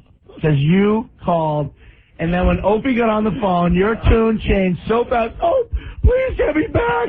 When the new contract comes about, I need to come back. I need to meet more girls with the contract, please. Oh, please. Ben, you make it good. I never said that, dude. Ope was dying when he got off the phone last night. He goes, Mark is so desperate to get back on the show. I never begged you not to Ben. You were so foolish. Dude, I am not. Opie, can I beg for a job? Dude. Can I? What happened? I do not. Ow. Jesus. What a mess. Opie, did I beg for my job back last night? No, I did not. No, we want to have you back. I've been waiting for the day that you guys go at it on the air, because I've seen this in person where Ben and Psycho Mark go at it. It's classic stuff. Were you at the Hard Rock last night? No, I'm working. No, I'm not talking about you. Shut up. I was talking to the girl who's not your girlfriend. But you were there. Yeah. Oh, okay. I was just wondering. Mm-hmm. I know. Okay. Well, believe me, after a while of being there, I couldn't tell you who was there either. I know. I'm not involved in this whole cluster F that's going on, but I was involved in the drinking. Lucky you. But why wasn't your boyfriend there? He couldn't make it. Did he know you were going there? No. Did you see Psycho Mark at all last night? At the end, yeah. He showed up at the Hard Rock? Yeah. And by that point, Ben, were you there? No, I was gone. You had already left. Okay. We were up here. What? Dude, that's the after hours right there. After hours in our office. She was in our office. Yeah, You and Psycho Mark. No. We, a couple of us. Wait, you guys were... All right, All right, hold on. Now we learn a little more. Stinky, hold on. PR. Were you PR also? A Dominican. Stinky? Wait, so you're the one having the after hours parties in our office? Then how come you didn't come in and say, oh, I was in last night? You didn't say anything about last night. I'm never there. Oh, my God. So Stinky, you, PR, who else? That kid Orlando. Yeah. Oh, and, Rory Dad. from Orlando, Rory. Those guys are drug dealers. John. No. Hey, John. Hello? John. Yeah. Turn down your effing radio. Turn the radio down. Oh, yes. How long have you been listening to the show? Now, you're Mary's boyfriend? Yeah. All right, what the hell do you want to add to this? I didn't know why she was down there. She's saying I wasn't available. She told me she was going for a girls' night out with Angela. Uh-oh. Did you say it was a girls' night out? Yes. Oh, Jesus H. Christ. Mark, you still there? Hello. I really, there is, something's going on. I don't know what the hell is going on here, but we have all the parties involved. I think we could sort it out. Can I just put the facts on the table without anyone getting pissed off? All right, please? no one comment yet. Everyone hold. Opie, put this in order. This is all the stuff that has been said on the radio, so I don't want anyone pissed at me. You hear me, Mark? Yeah, I hear you. All right, now, rumor has it that Mary was flashing everyone at Hard Rock Cafe. Ben went on the air and said that it's Psycho Mark's girlfriend, Mary. So we pulled a joke on Psycho Mark and called him and said that his girlfriend was flashing everyone. Mary heard this whole thing on the radio today and marched down to the studio to tell everyone that she is not Psycho Mark's girlfriend, right? Right? Okay. And then Mary told her boyfriend, who's now on the line, John, that she was going out last night with the girl. Girls' night out, and that's why he didn't go to the Hard Rock with her. Right. Oh, Jesus Christ. Did you hear that? What? What did she say? What you just said. It was on mic. What did she say? It just said, I didn't want him to go. And he wanted to go. He never lets me do anything. Wait. Hold on, you can't curse. Oh, my God. Wait. John, she's got a problem with you not working. John, My bills are paid. John, I got money in the bank. She says you do nothing. And you never let it do anything. You don't have an effing job, and you sit on your ass all day. That's what she's saying. Were you home today, John? No, I was out to work and I had a doctor's appointment, and then I came home and listened to the show, and I hear that your girlfriend's seeing someone else. How long you guys been going out? You and John? Off for a couple of years. I'd say an off turn is coming around again really quick. I really want to just across the table. You know what? You just pack your bags, because I don't even want you there when I get home. Because if you don't trust me or anything, then what? Trust you? Hold on, I got to step in for John. You said you were going out with the girls' night out, and you ended up at the Hard Rock, and then back here with Stinky, Dinky, Winky, and drug dealers. Right. So wait, how do you get and say that he doesn't trust you? I had no problem with the girls' night out. Well, That's the only way I can get out. with the lovely Stinky, the gorgeous Orlando, and with a girls' night out, Playing basketball in our office. spilling drinks on the floor. Stinky, You has a vagina. Stinky is throwing the after-hours parties in our office. Stinky's having to have the house. What do you charge as a cover at the door? $20. All right. Mark, you got anything to add? Yeah, what is this, change of heart? So, is Mary breaking up with John? What happened? What happened I there? don't care anymore. I don't care. John? If he doesn't like what I do. I they're probably going for a girls' night out, but then I hear on the radio she's flashing everybody and hanging out with a bunch of guys. That doesn't sound like a girls' night out to me.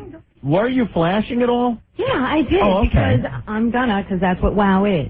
All right. Okay. She's wowing. She's wowing. All right. Here, Okay. here, I'm gonna do it right now, John. Oh my God. Oh my good God. This is so bad. All right, calm down, Mary. Sit down. Put your shirt back I on. need some Jamaican Mike after this is over. Go ahead. Every time you break up with me, you call me 2 days later.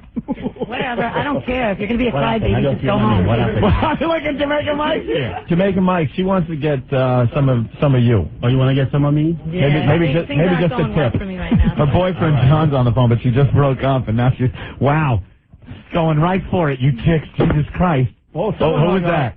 Who's on the phone? John? Psycho Mark. I'm still here. We lost John. What happened to John? John run away? What happened to Well, John? Mary, I think, just broke up with her boyfriend live on our show. See what happens when you chicks break up with you? This is the first You time take I a big Jamaican Mike. baby's arm clutching an apple.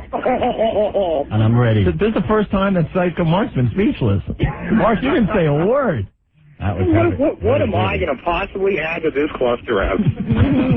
Other than Ben's a full-blown alcoholic. Back to Ben. That's the Wow. whole thing. I was just mad at Ben. I mean, that was the whole thing. Dude, shut up. Mark, did you end up back here last night? Yeah, kind of.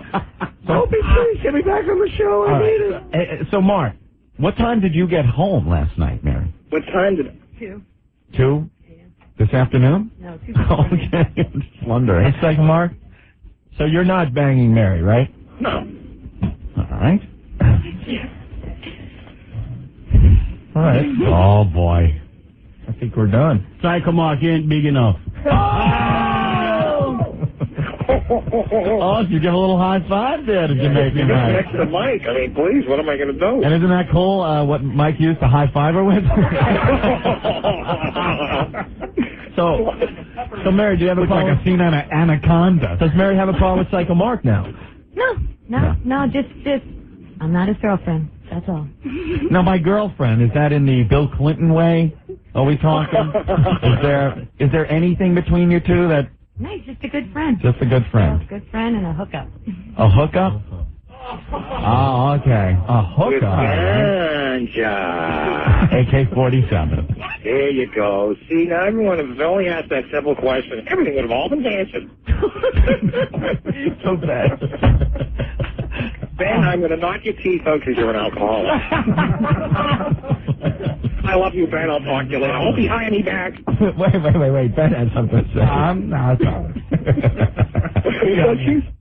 I got you. Dude, go to bed. Go get a friggin' aspirin, will you? My God. All right. What a twisted little story. All right, Ben is done. Mark, I think you're done. I'm done. I'm going back to Paul. Mary wants to say one more thing. I just want to plug my friend's restaurant. It's Walsh's. Oh, come on. He was supposed to do it. It's Walsh's in Nyack. Walsh's in Nyack. It's my restaurant. I know it. My last name is Walsh. Therefore, it's mine. Box of wine. All right, hold on. Someone is really pissed off on the phone here. Kathy, what's going on? Yeah, Mary, man, why are you being such a little lion tramp? And you would be? My name is Kathy. And your point is? And why can't you be honest with this guy? What's up with this? Well, if you knew my whole story, he can go out and DJ and have... Hold on. He's a DJ. He could go out. Yeah, and he's out till 6 o'clock in the morning. He doesn't go to work. He just got a job that he was out for 4 days. Isn't the So I DJing have work, though? Okay, so you live with this, you put up with this, and you still feel a need to lie to him? Yeah. That's insane. So I'm going out with the guys, I'm going to flash my hooters, I'm going to have a good time. Yeah, well, See you when I come home. I've been trying to get him out, but he's not doing it. So maybe today he finally understood. Go F this That's home. ridiculous. But now everybody thinks you're a liar. So now anybody who wants you now is just going to want to see your hooters. You're not going to have a boyfriend after this. You think so? Well, you know what? You can go S yourself. You know, I don't need guys. I could girls, guys. It doesn't matter. Oh, I don't. Well, you must need this guy, John, if you feel a need to lie to him, if you can't be truthful. And is what he said true? That in 2 days you'll be like calling him back and saying, "Okay." I think she will. No. No. Of course she will. No, I've been looking for a way out for a long time, and Whoa. Wow. You're looking for a way out? Just tell him you're going out with the guys. You're not looking for a way out if you're lying to him. I have, and nothing works. He just keeps coming back, so maybe this will open his eyes. Now I'm free. Free as a bird. Wow. Would you say, what are the odds that being free right now, that you're getting laid tonight? On a scale of? 1 to 10. 10 being definitely getting laid. Really? 10. Whoa. Raymond, what's up? Yo, what's up, man? This married chick is a worthless flying whore, and John's better off without her, man. She was out there last night getting a train full on of all sorts of drug dealers. This guy shouldn't even be sweating it. All right, thank you. Later. All right. Wow. Well, you guys, you might still on with you? Yeah, of course, Mark. I gotta get going. I gotta get back to work here at Fox. At Fox. Where's he always stay at Fox? Let me call you guys 20 times to tell you every story happening on Fox. I wish we had. Is that bad? Yeah. You're priceless. I am good, huh? You're priceless, dude. Today I've been laughing all day because you're such a drunk. Look who's talking. I got called. They say you're drunk. See you later. Hey, Kathleen. Yeah. What's up? I want to tell Mary, what is she, an idiot? She's acting like 14. If you don't want to be with somebody, you just tell them. She just did. Yeah, you don't tell them like that, though. All right. Thank you, Kathleen. I guess there's things we don't know about. This is like a friggin' soap opera. Well, yeah. I wish we had the music. But, Mary, do you know my friend John Black? Mary, I will make you my queen of the night. Pull the strings, yes. Do you go by the name Marlena? Where's John Black? I'm right. I am Stefano De Mira. Anthony, something else came out of this break, too. You look like Hope or Gina. Which one? I'm such a faggot, I know this. Pull my tampon string! Pull my tampon string! Something else came out of this today. What, Opie? Stinky's having after-hours parties in our office. I know, wait a minute. He thinks he's off the effing hook here. We've been trying to figure out, who's throwing the after-hour party. Who threw a bottle against the wall? Not me. That sounds like something PR or Old Dirty would do or something, invited in. We went back to visit the stairwell, and then we smoked like a couple cigarettes in the office. They're checking the fire extinguisher pressure, I'm sure. You can make a bong out of a fire extinguisher. Lily, what's going on? Hi, I was wondering if I could get John's phone number for Mary, since she won't be needing it anymore. Good. It's 845. No, don't give it out on the air. Oh, my God. No, don't give out his Oh, number my on the air. good gosh.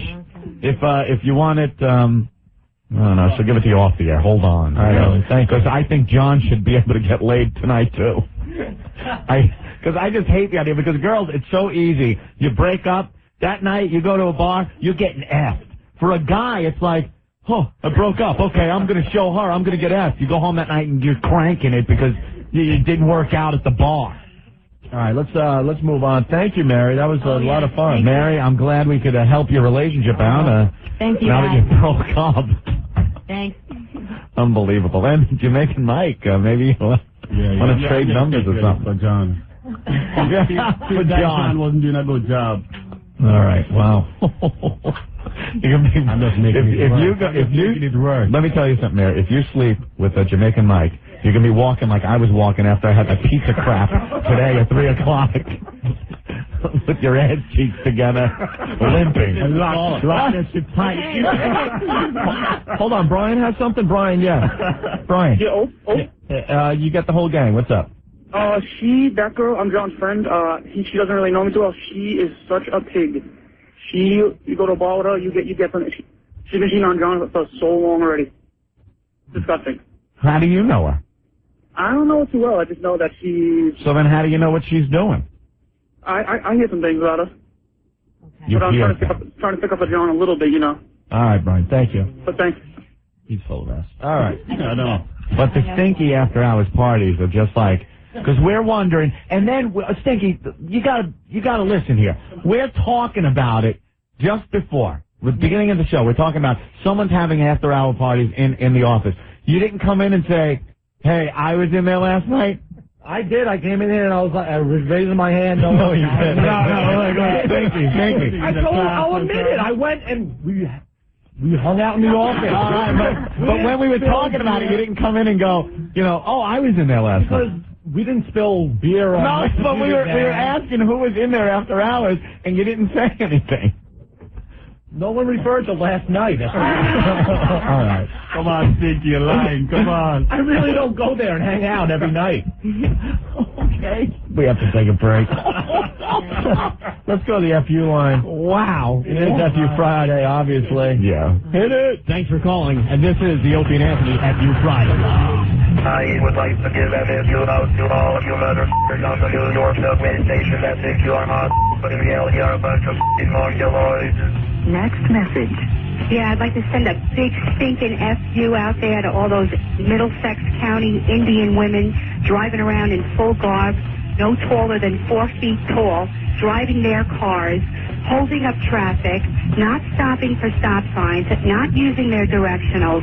Get off the road and ride a camel, you freaking idiots. FU. Next message. This is a big FU to my ex-boss, you hypocritical, condescending... Say disparaging remarks about me. Well, I got your number. Huh? You like email? Well, I sent them all in, and now you got to pay for that lawyer. Huh? You don't think you can send an anonymous email to people? Well, I got your number. I got your trades. I hope that FCC busts your ass. You. End of message. The Opie and Anthony Show. It's like listening to Corky and Karen Quinlan. Opie and Anthony. I'd rather hear my penis on a bike than listen to those. Opie and Anthony. You nerve-wracking sons of bitches.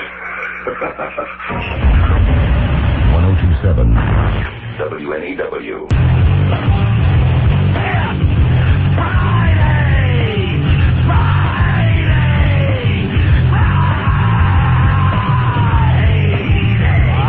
Yes, 212-757-1027 is the phone number. Wow, I need a drink.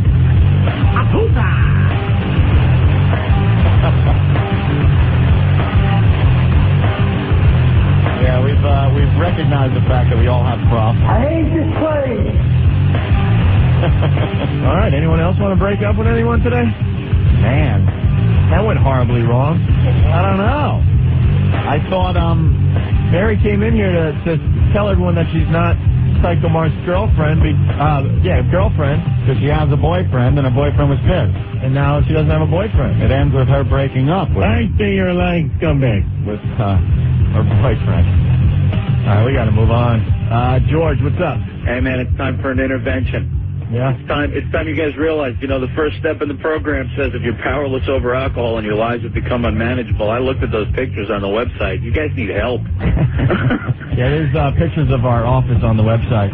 Yeah. It's not good to have Jägermeister in your office like that. I mean, it's one thing to have a couple of bottles. It's another thing to have a dispenser. The machine, yeah. Oh, man. The Jäger machine. Ben's got the real problem, though. We got a seat waiting for him in the program.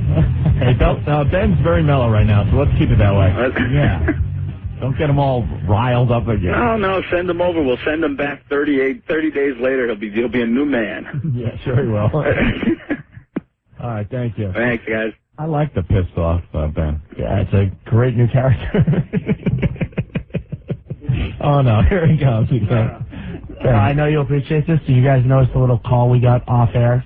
You got me. Oh, what, Psycho Mark? You got me.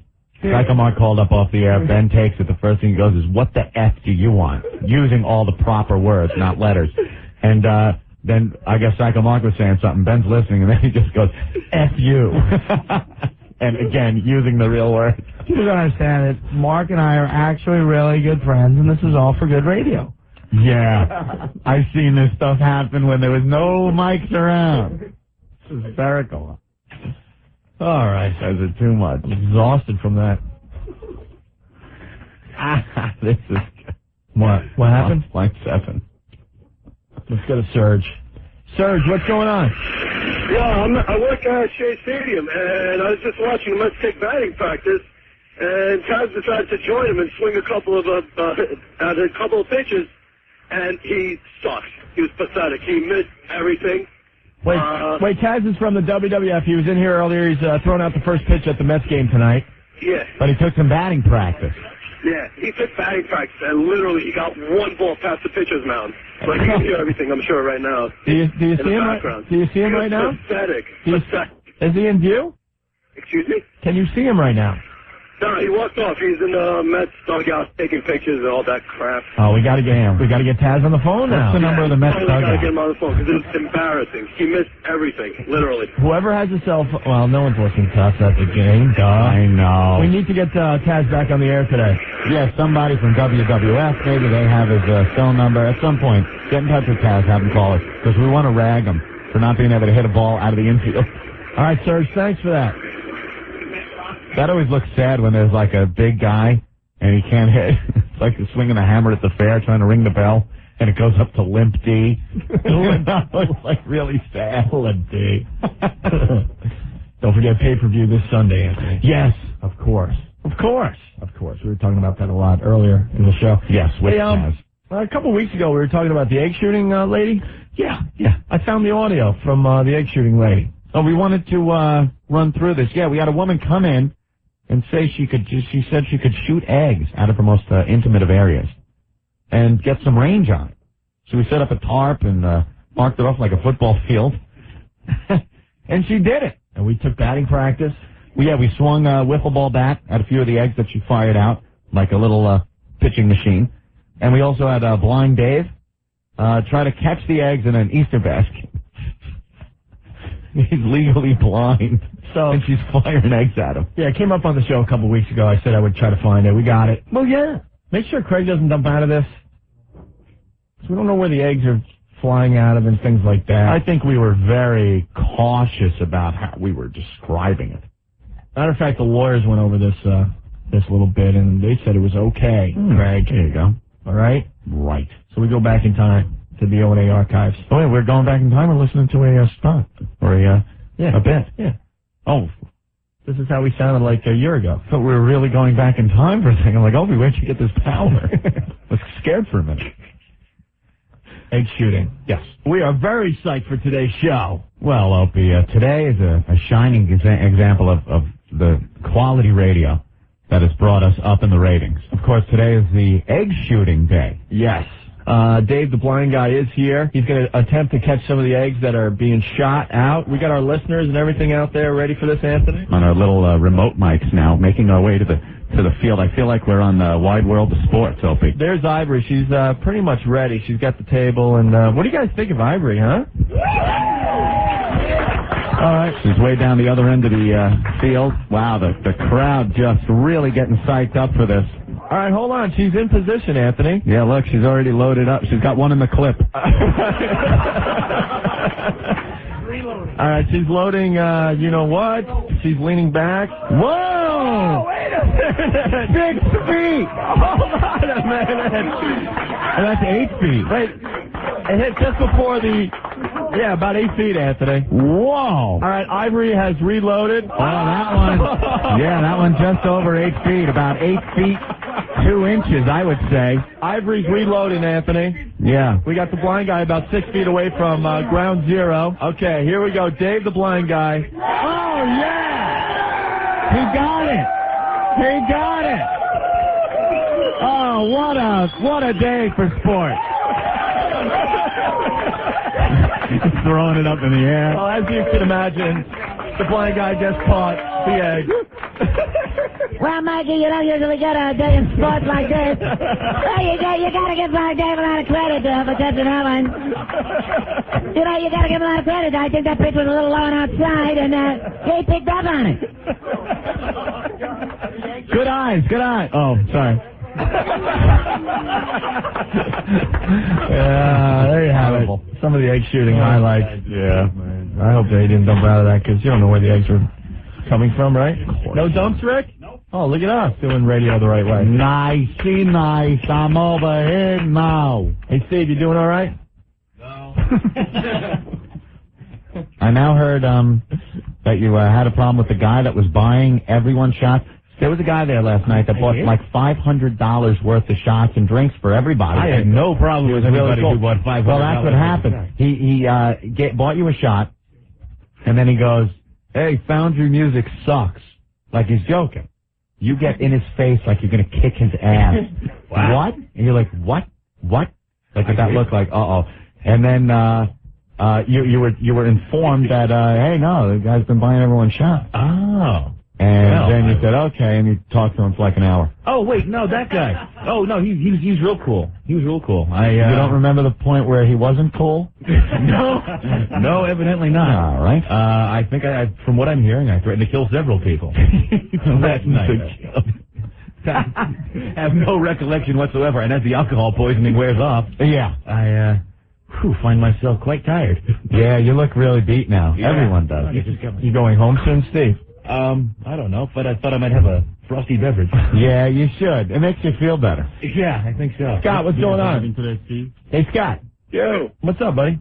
Well, I'm sitting in this effing Holland tunnel traffic, and I'm just curious, how does a girl find out that she has talent to be able to shoot eggs from her most intimate of areas?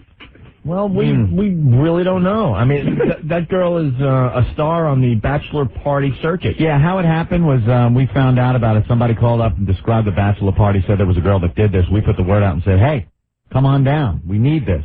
And she came down. But I think we did ask her, how do you learn that you can do this? She learned from, this is kind of sad, but she learned from someone else that ended up dying of AIDS. Yeah, another girl that used to do this on the circuit. It's like a carnival trick or something. But they really do it. You guys need to put out your own Girls Gone Wild video. Girls Gone Wild. We have a lot of great video. Ordinary Girls Gone Wild. You watch those commercials late at night for Girls Gone Wild. Don't you look like, who the hell is getting these? And you just know it's a bunch of old guys just greasing it up and having a night watching college chicks on video, taking their tops off. But they're not strippers. They're not whores. These are ordinary girls. Ordinary girls gone wild. You can't. Must be 18 years of age. I wanted to do this, and maybe we could work some kind of a bit out, record it at night. Get a kid like Drudge Jr. with that voice that you know is a kid, and have him call up to order. Says you got to be 18 or older, and have him go, I'm 30, and see if the people sell it. Because something tells me they don't care. Of course they'll sell it. Hi, no, I'm 35, and I want Girls Gone Wild. The shot guy from last night. Rumor has it, Opie and Anthony are filming one. Girls Gone Wild. Dion. Yeah. You're the shot guy from last night? Yeah. You spent like $500 on the crew.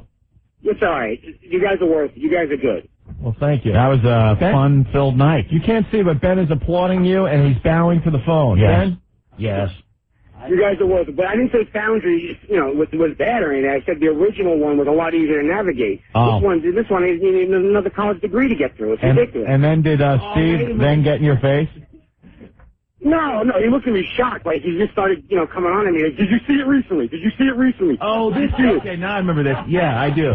Did you see it recently? See, sir, you don't know how close you were to being punched so hard in the face by a drunk Steve C. Oh, well, Dion, I got to explain something. That's what happens, too. I've been working with Steve on this, too. He gets very offended if you say anything negative about his website. And I try to explain to him that on a daily basis, Anthony and I have negative emails, negative calls, and you can't let it get to you. No, and you know something? People think they could get to us by writing us a stupid email about how the show sucks or something. I mean, we've been doing this a long time. We've heard it all. But Steve is kind of new to the game, and he really gets pissed off. And I try to tell him, Steve, the people that enjoy your website, or the people that enjoy a radio show, or the people that enjoy like a hot sitcom on TV, they're not writing to say how much they like it. You only it's get only the people that don't like. that go out of their way to tell you how much you suck. And 9 out of every 10 times somebody bitches, it bounces off. It's that 10th time that really sends me over the fall. No, it's that 10th shot, Steve. That puts you over the 10th shot that gets me enraged and starting to throw fists everywhere. How about we all send Steve happy email? No, don't, because they're not going to.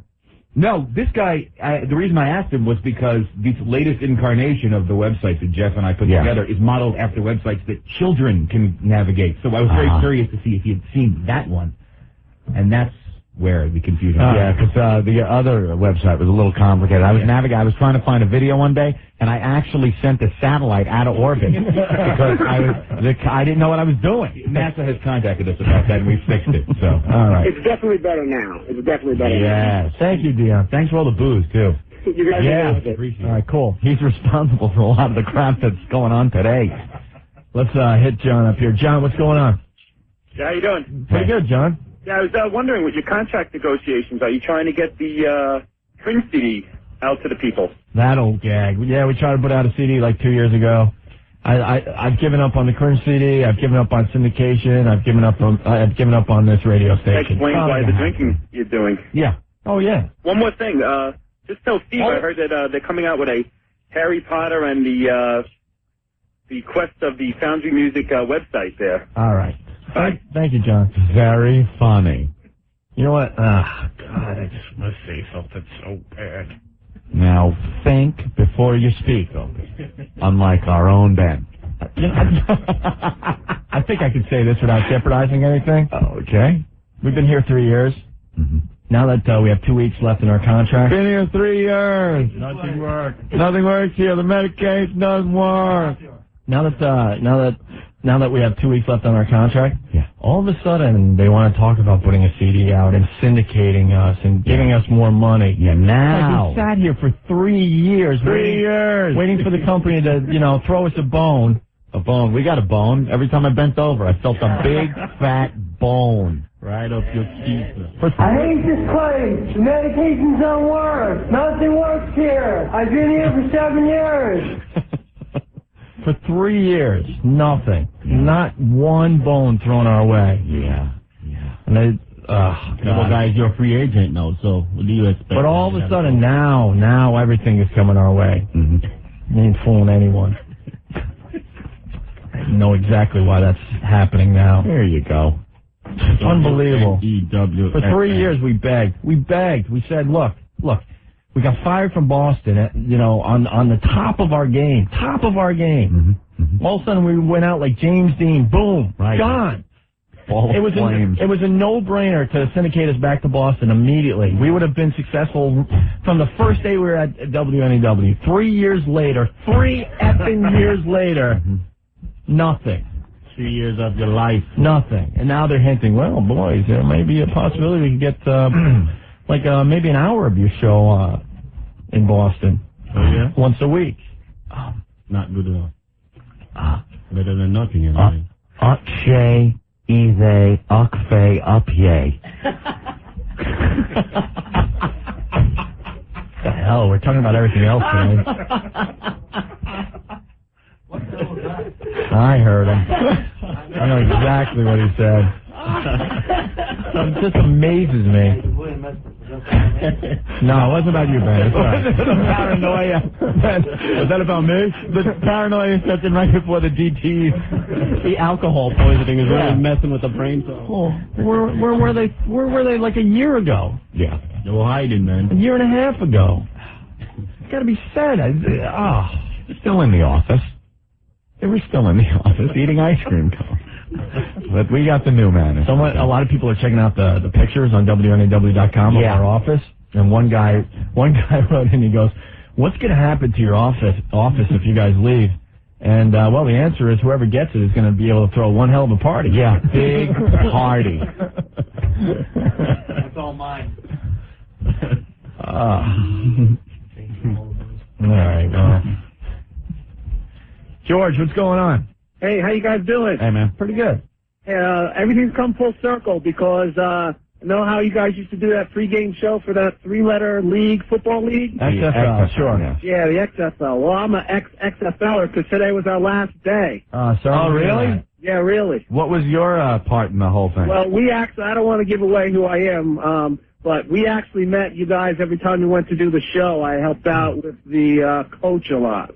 Oh, I know who you are. How are you, bud? Yeah, how you doing? All right. Sorry to hear you guys, all lost your jobs over that. Yeah, well, it goes to figure. They screwed you, they're going to screw us. That's what happens. We kind of knew what we were getting into, but kind of thought you were going to be in it for at least 2 years, huh? At least 2 years. Yeah. Did you have a contract or something? Had a contract. You get paid for 2? No. Wow. Yeah. That sucks. It does suck. But what are you going to do? We just thought that, you wanted to hear the good news because they treated you guys bad and, We're over it there, George. Good luck to you. And what advice would you give this guy? What advice would you give the XFL guy? What should he do right now that he's been fired, Ben? I want to know where all those hot cheerleaders went. Stupid question. I got the numbers if you need the numbers.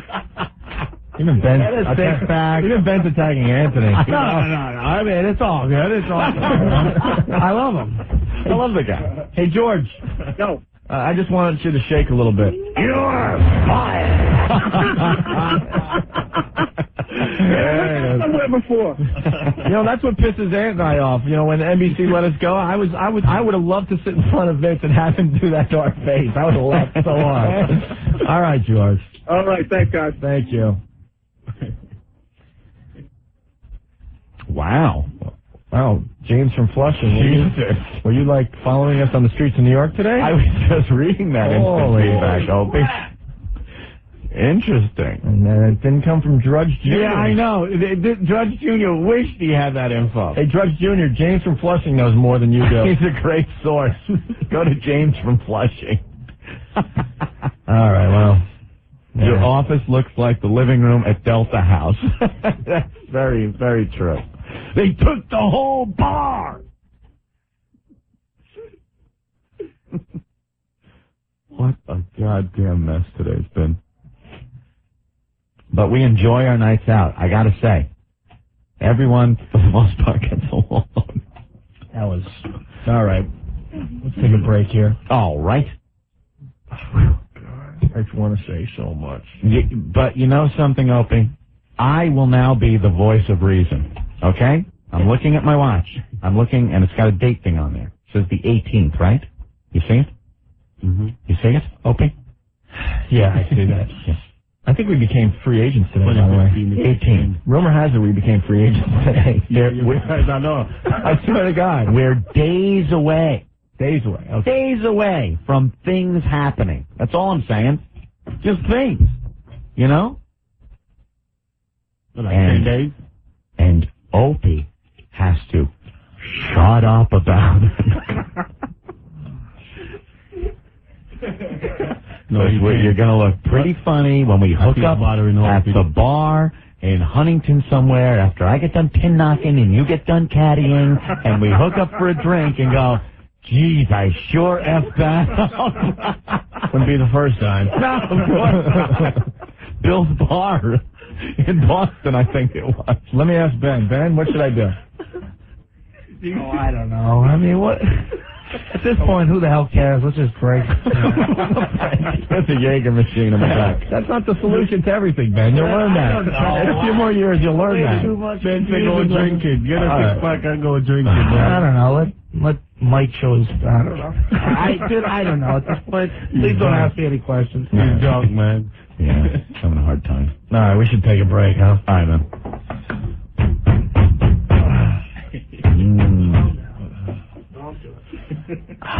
Hey, while you're listening to O&A, I'm out throwing chicken wings at people. This is Jim Briller. Take that up, you stinker. Domino's guy, what's up? What's up? Are you in between delivering pizzas, or? Yeah, do so. Hurry this up. Pick up the Chuck Radio Syndication Underground. Oh, yeah, he does a good job. Thanks, cool. Mike. Who else? It's the O&A Show. 212-757-1027. You can't yell the F word like that, Opie. You can't. I just had a dump, and now people that are hearing Guns N' Roses all of a sudden heard like this gap. Like all of a sudden it disappeared. Yeah.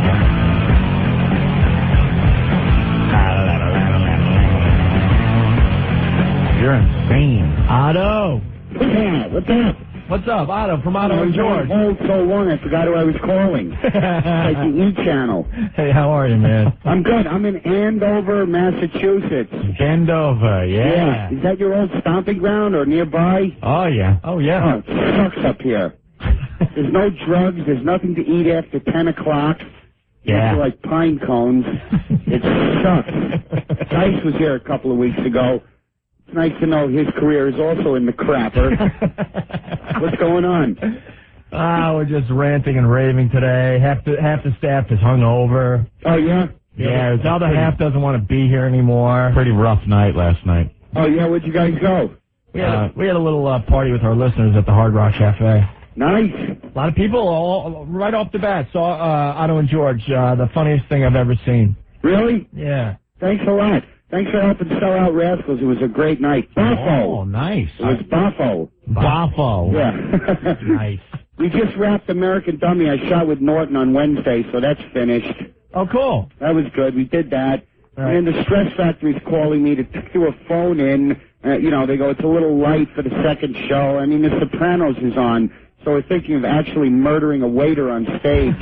That might work. Yeah, we're going to bring him up on stage and beat him to death with a lead pipe to satisfy, Soprano fans. I'd go there and watch that. You're playing Stress Factory Sunday?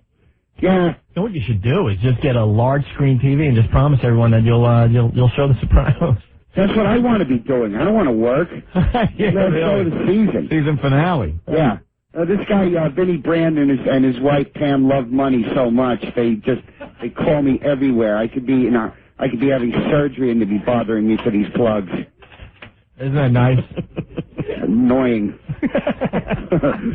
All right, Otto. Nice hotel though. It's nice here. It's just kind of boring. Yeah. Smoking way too many cigarettes, waiting for showtime. Well, nothing to do. Well, the city's cool though. You're too far out. It's a great club. It really is. Yeah. All right. In Andover. In Andover. After that, I'm going to Vegas, and then I'm going to Chicago for the festival. What festival in Chicago? The comedy festival. It's not bad. Yeah? It's the third year. I've done 2 out of the 3 years. Mm-hmm. It's pretty good. We had Eric Idle last year from Monty Python, so that was a real treat meeting that guy. Did he like your act? He didn't see my act. I just met him and groveled. Please help me. Yeah. Guy should have seen your act at least. Yeah, I know. That's why I don't want to do radio anymore until the guy has seen my act first.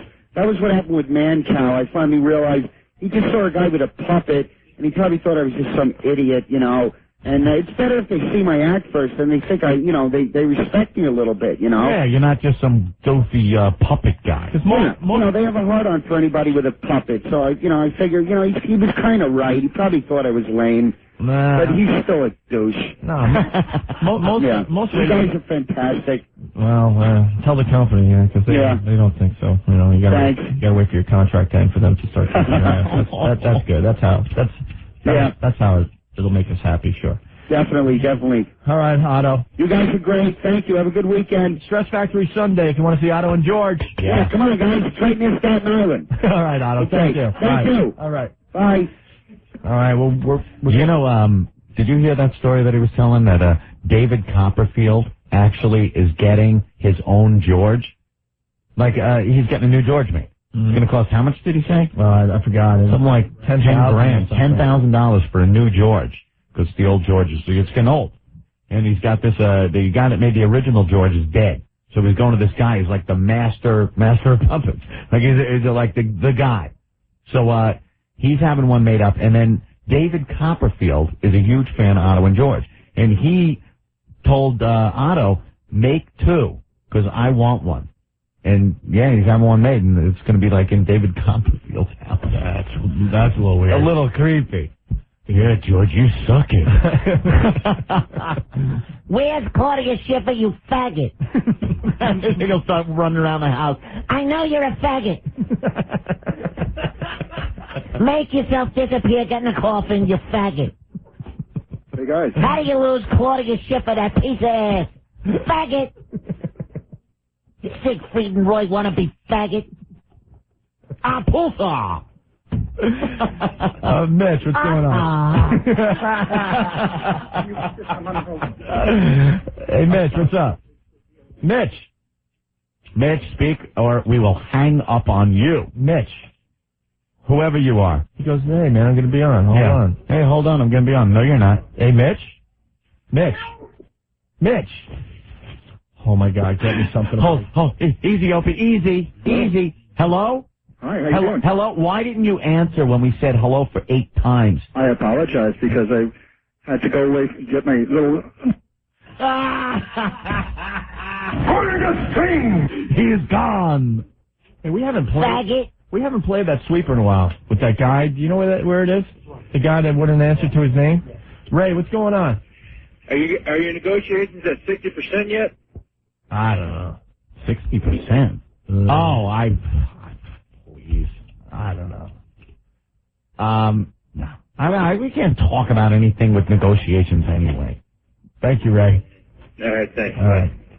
I don't know anything about negotiations, Opie. That's the stance I take. I know nothing. Nothing. Then who was with me today? Where? What? Oh, here, me? What? I was taking a dump, remember? We'll go back to the early part of the show. Here's a little what did we learn today. I was taking a dump. I think you partied in the office. Marijuana is a narcotic, medically and legally. It never did anybody any good and does everybody a lot of harm. All right. Thank you, Joe Friday. Stick in the mud. He was a faggot. Dan, what's going on? Yeah, I got a quick question about a while back, like last year, you guys were talking about the A-bomb.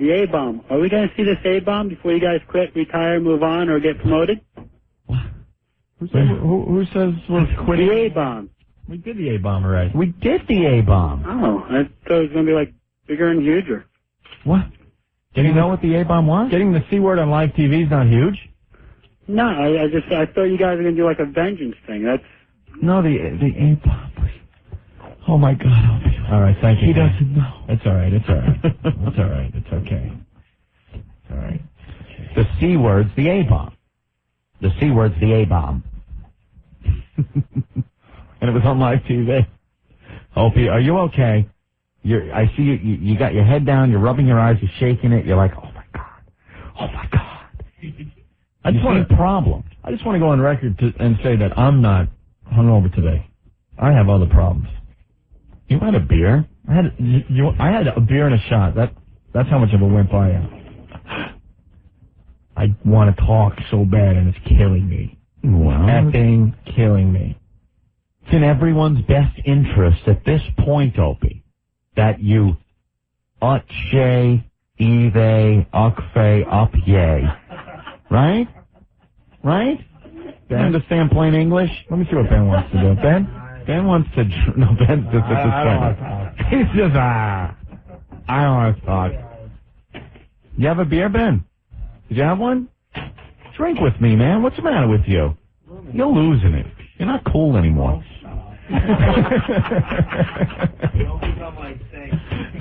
They get sold out. What did he walk in? What happened? The best is, I was thinking the other day, Billy Mack calls, he goes, you guys want to go see the Sox Yankee game next week? So I'm like, Sox! You want to go to the game? I go, Stink, you want to go in?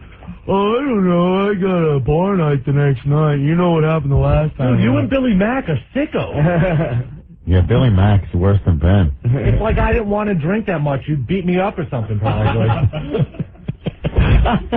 All right, calm down. Oh, my God. This place is coming apart. Let's go to Jeff. Jeff, what's up? Hey, Jeff. Jeff. Holy ass. I hear people there, but Jeff.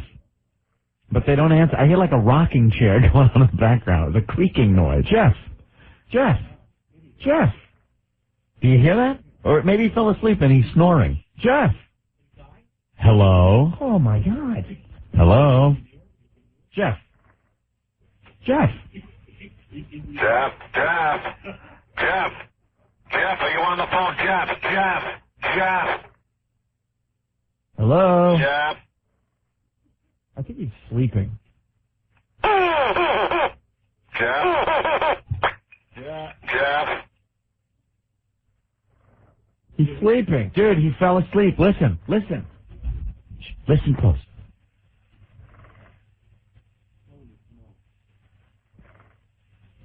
He's snoring. The guy fell asleep on the phone and he's snoring. Was that bad today?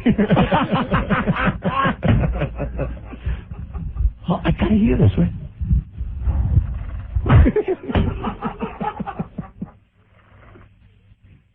He has been on the phone for quite a while. For over an hour. Yeah. Jeff? That is the funniest goddamn thing. Just leave him on in the background. Jeff. Come on. Jeff? Yeah. Jeff? Jeff?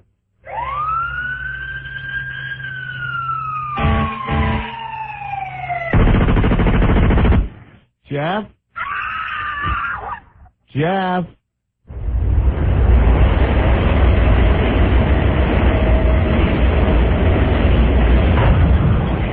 Jeff? Hey, Jeff.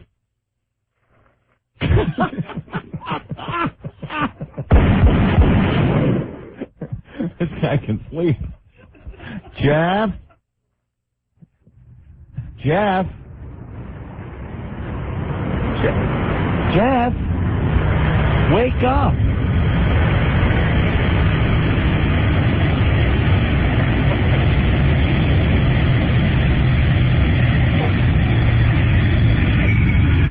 Jeff? I have your daughter here, Jeff. If you don't cooperate fully, 3 men will rape her. Jeff!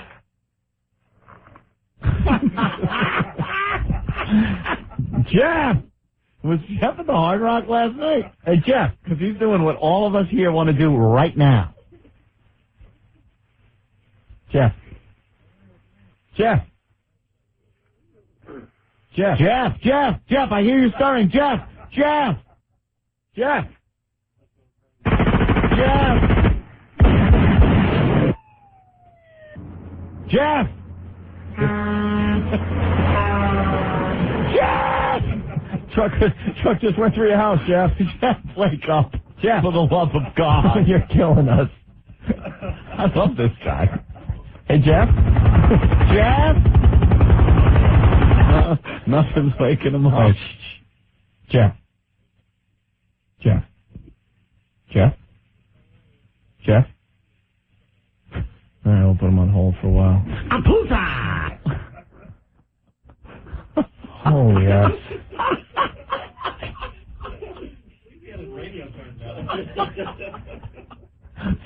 Whoa, man. Did you hear that? Oh, my God. Uncle John, what's going on today? Hey, guys. How are you? Hey. Strange show today, guys. I keep expecting to hear Rod Serling start talking in the background. Isn't it just a weird-ass show today? Really. It's got to be a full moon tonight, man. Having fun, though. I'll tell you that. Yeah, I've been laughing a lot. We had some good stuff today. All right, thank you. Take care, guys. Bye. All right, I guess we'll just take another break then. I don't know. I can't believe he's not. Jeff. You want to play Wake Up? Let's Wake Up, Jeff. If someone could do it, they win a prize. Jeff. All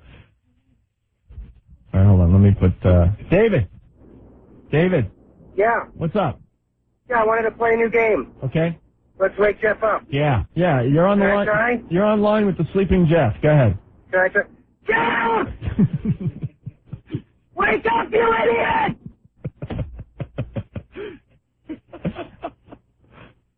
Did it work? No, he's still asleep. All right, thank you. That's funny. Jeff is the anti-Antoinette. Lou from Brooklyn. Jeff? Jeff, are you okay? All right. Jeff, time for school. Hold on. Bob wants to play. Bob. Hey, Bob. Yeah. What's up? Nothing. All right, go. I want to try and wake this guy up. You guys ready? Yeah, he's on the line with you. All right, go ahead. Go. Anything? I think you tried to whistle on the phone and it gated it out. Jeff? Did it? Yeah. All right, thank you. Thank you. This is getting really stupid, so Yeah. we'll take a quick break. Yeah. And we'll be back, okay? Our listeners are so quick and with it. Steven. Or whoever your name is. All right. Please? Yeah, well, yes, you. You just spoke. Go ahead, talk. You. Yeah, me? Yeah, what's you. your name? Okay. Steven. Well, what? You fucking asshole! Oh, my God. Oh, she's very on that. All I want to do is defend. How stupid do you have to be on the phone and someone calls your name and you don't answer? All I want to do is defend.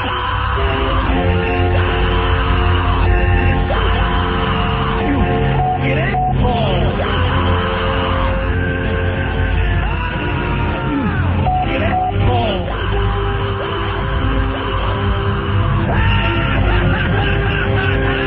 Did he just lose his effing mind? No! Opie and Anthony. I hate people that don't get it. God damn, does that piss me off? I'm a freaking lunatic. You are. 1027 WNEW. Anthony, the WWF, they're doing Judgment Day this Sunday on pay-per-view. Ben, What's wrong? freaking out. What's going on out there, Ben? Ben. Oh, Billy Mack is here? With a bottle of rum. Oh, boy. Oh, Christ. Oh, my God. Billy Mack is like Yeah, there he is. Look at him. the epitome of the drinker. Look at his face. Yeah. What's up, Billy Mack? I know how painful it is to get over a hangover. And Captain Morgan, dude. Come on. Do we have any Coke in the back? Oh, Billy Mack brought some Coke. All right. We are a half hour away from some icy cold Captains and Coke. Judgment Day on pay-per-view, yes. Opie, unholy alliances, lunacy, and chaos, retribution and despair. But enough about the Opie and Anthony show. Let's talk about WWF Judgment Day. The battle lines have been drawn as the World Wrestling Federation presents Judgment Day live on pay-per-view this Sunday, sponsored by RC Cola. Pride, honor, glory, and gold be on the line as The Undertaker takes on Stone Cold Steve Austin for the WWF Championship. The Dead Man looks to defend his yard, but the Rattlesnake plans to do whatever it takes to stay on top and keep his WWF title. And despite a broken arm at the hands of the two-man power trip, Kane will attempt to gain revenge and the Intercontinental title when he battles the Game Triple H in a steel chain match. The hell's that? Plus, tune in as Chyna defends the WWF Women's title against Lita. They're both beautiful, sexy, and talented. But who's better?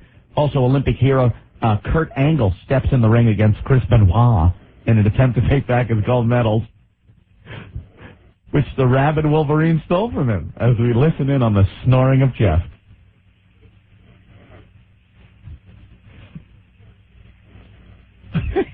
Order WWF Judgment Day live on pay-per-view this Sunday at 8.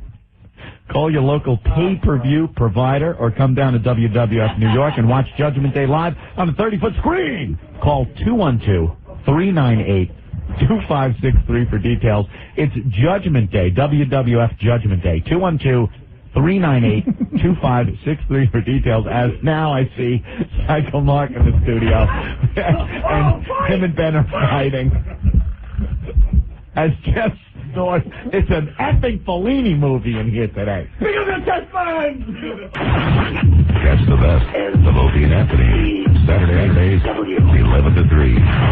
1027 WNEW. Look at the time, Anthony. We're almost out of here for the weekend. My God, what a day. What a day. Psycho Mark in the studio. Jeff still asleep on the phone. Crank him up. Let me hear this guy. He's snoring. This guy's asleep. You know what he wanted to do, too? What? He wanted to propose to his girlfriend. That's what it says. Jeff wants to propose to his girlfriend on the air. This is it. Here he is proposing. He's snoring. Sean. Yeah. Hey, what's up? I'm a mechanic. I got an air hammer. You want to wake this guy up? An air hammer? Yeah, Let me tell you something, Sean. Yeah. Aerosmith tickets if you get the job done. I don't need Aerosmith tickets. Send me a chase to Sam Adams. All right, we'll get you something. All right, hang on. You ready? You're on the line with Jeff, who's sleeping. Okay, here it comes, buddy.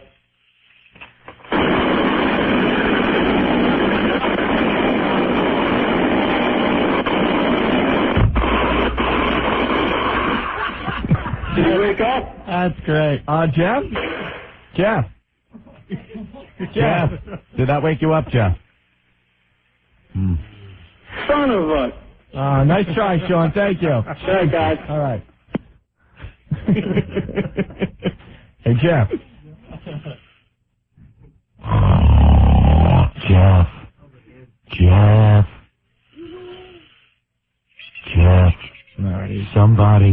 Somebody's putting a knife in your belly real slow. Pleasant dreams. Kristen, what's going on? Nothing much right now. Oh, this is the Kristen that It's was me. on about 2.5 hours ago. You're in love with Ben. You write poems about Ben. And Ben's got a girlfriend. Ben's got a girlfriend. Licky, licky, fucking sucking. Ben's got a girlfriend. Ben's got a crush. She's helping another girl. How's it feel? Ha ha ha. You got a girlfriend. You know the funniest thing? When I told him about this crazy... Wait, talk on Mike for 5 seconds without saying the F word. I don't know what's wrong with you. You are hysterical today. Ben's usually so shy and reserved. When I tell Mark about this crazy bitch with her email, I was like, give me your number. Immediately, I'll bang her. I did too. I said I'd give her a reach around. Oh, my God. So, Chris, why are you calling back? I want to play What Did I Learn on the Opie and Anthony Show. Right. Okay. I learned that I should throw myself in front of a bus. Yeah, throw yourself in front of a bus. I learned that Jim Norton, if he puts on glasses, he will look like Ben. Uh-huh. And I also learned that roses are red, violets are blue, and Ben's a faggot, and he can't have me. You're a faggot! Ben's got a girlfriend! Ben's got a girlfriend! He loves this. This is Mark's highlight. Slow news day at Fox.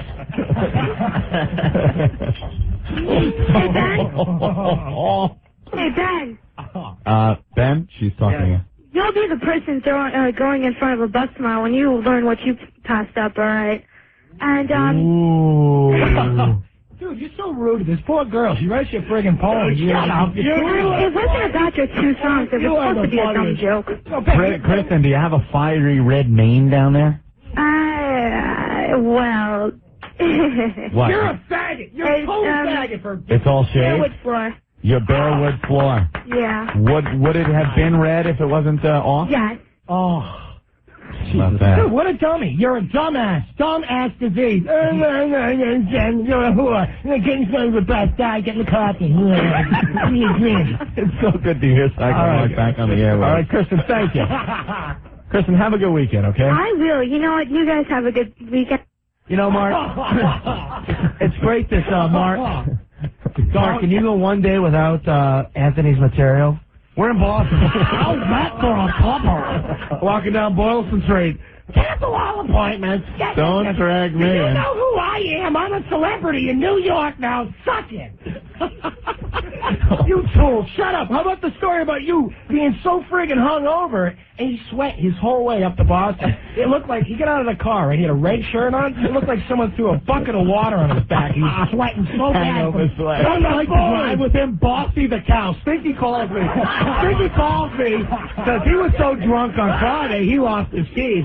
All he hears is, pull over, slow down, get over it. You can't keep your mouth shut for 5 minutes in the car. It's unbelievable. Oh, yeah, at least I didn't get out at the rest area looking like a beluga whale that just came out of the water. Dude, and then he goes into Dunkin' Donuts, gets 2 of the biggest coffee coladas you can friggin' find. Comes back to the car. He puts them on the roof. All I hear is, oh, crap. One of them goes right to the sunroof and covers everything inside the car. My car stinks of coffee. I'm sorry. You put it on the roof, they got it and drove away. I left the sunroof open, I go, holy ass. We weren't even in the car. He put it on the roof. You went to place it on and it fell right through. Right through. I'm soaked. He's like, I'm going to buy a camera and take a photo. Let me pay Stinky and tell him. You two are hysterical. 6-hour trip to Boston. That even better was your father. You stop every 5 friggin' minutes. You would have been here. The car needs to be fixed. This is how pull over. Yeah. Shut up. You're so full of crap. You're a pain in the ass to drive with, and anyone will admit it. Oh, man, I'm smoking weed. What do you think? I'm high, raving. We're driving back. It's even funny. I'm paging Rick about something. We're pulling by a Mercedes on the way back to Connecticut, and Mark's doing like a BJ in the mouth to these two chicks in a Mercedes. They look like they saw the friggin' devil. I ain't never even seen a face so excited. What were you going to say about it? It was a trip. It was a good trip. What were you going to say about man. Mark's father? Oh, he's nuts. Oh, you should have heard him. I go to meet Mark at Mother's Day lunch. How's this for a scam? Me and my brother invite my mother to Sansi, which is right on Newbury Street in Boston, for brunch, for Mother's Day. So I get the brilliant idea. Let's call my ex-dad, Let's call him for breakfast.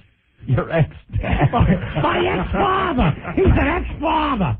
So anyhow, sure enough, he shows up, big thing of flowers, pays for the whole thing. I'm like, what a bonus. Oh, nice. So, hey, Ruth, all you out there, call the old pops up. Let's talk about what your father had to say. I can't deal with the niggers down in New York, personally.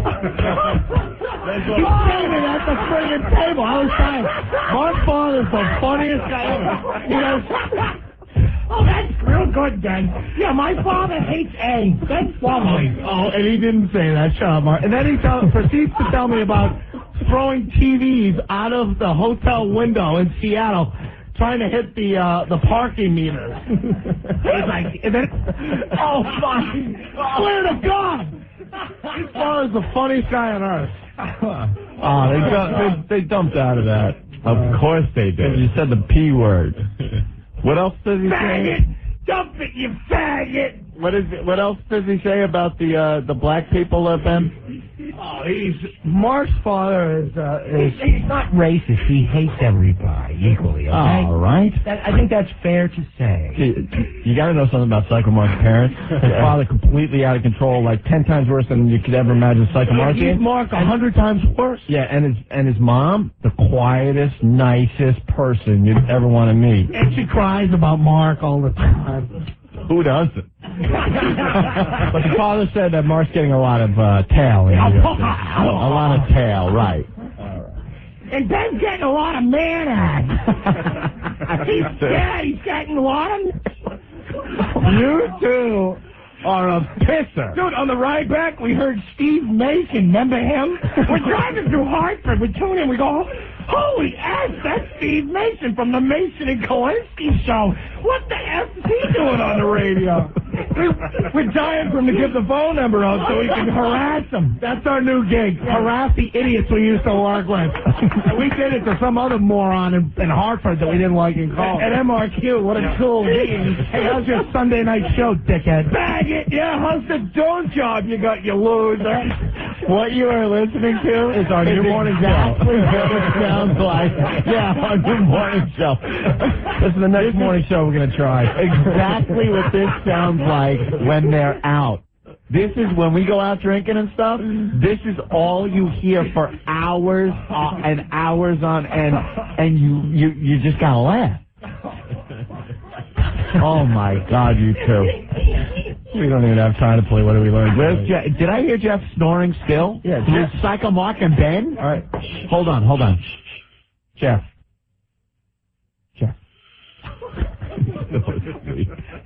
Oh my God. Suck it, Jeff.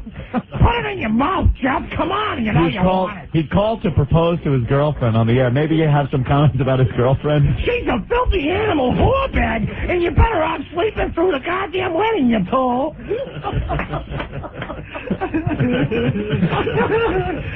Hey, who's running the promotions for the wedding, Dan?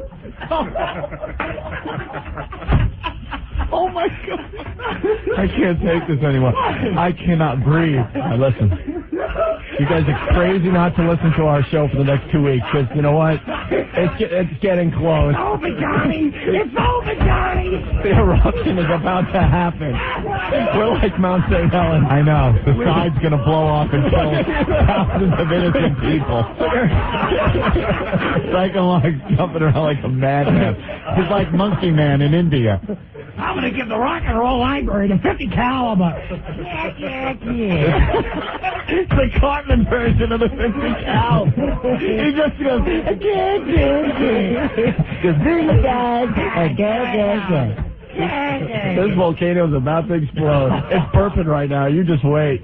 Mark, has Fox News covered Monkey Man in India? You heard about Monkey Man? No. Oh, the guy jumping. Running around the roofs and eating people? No? Fox News? Fox on top with a report. Here, Monkey Man, live running and jumping around buildings.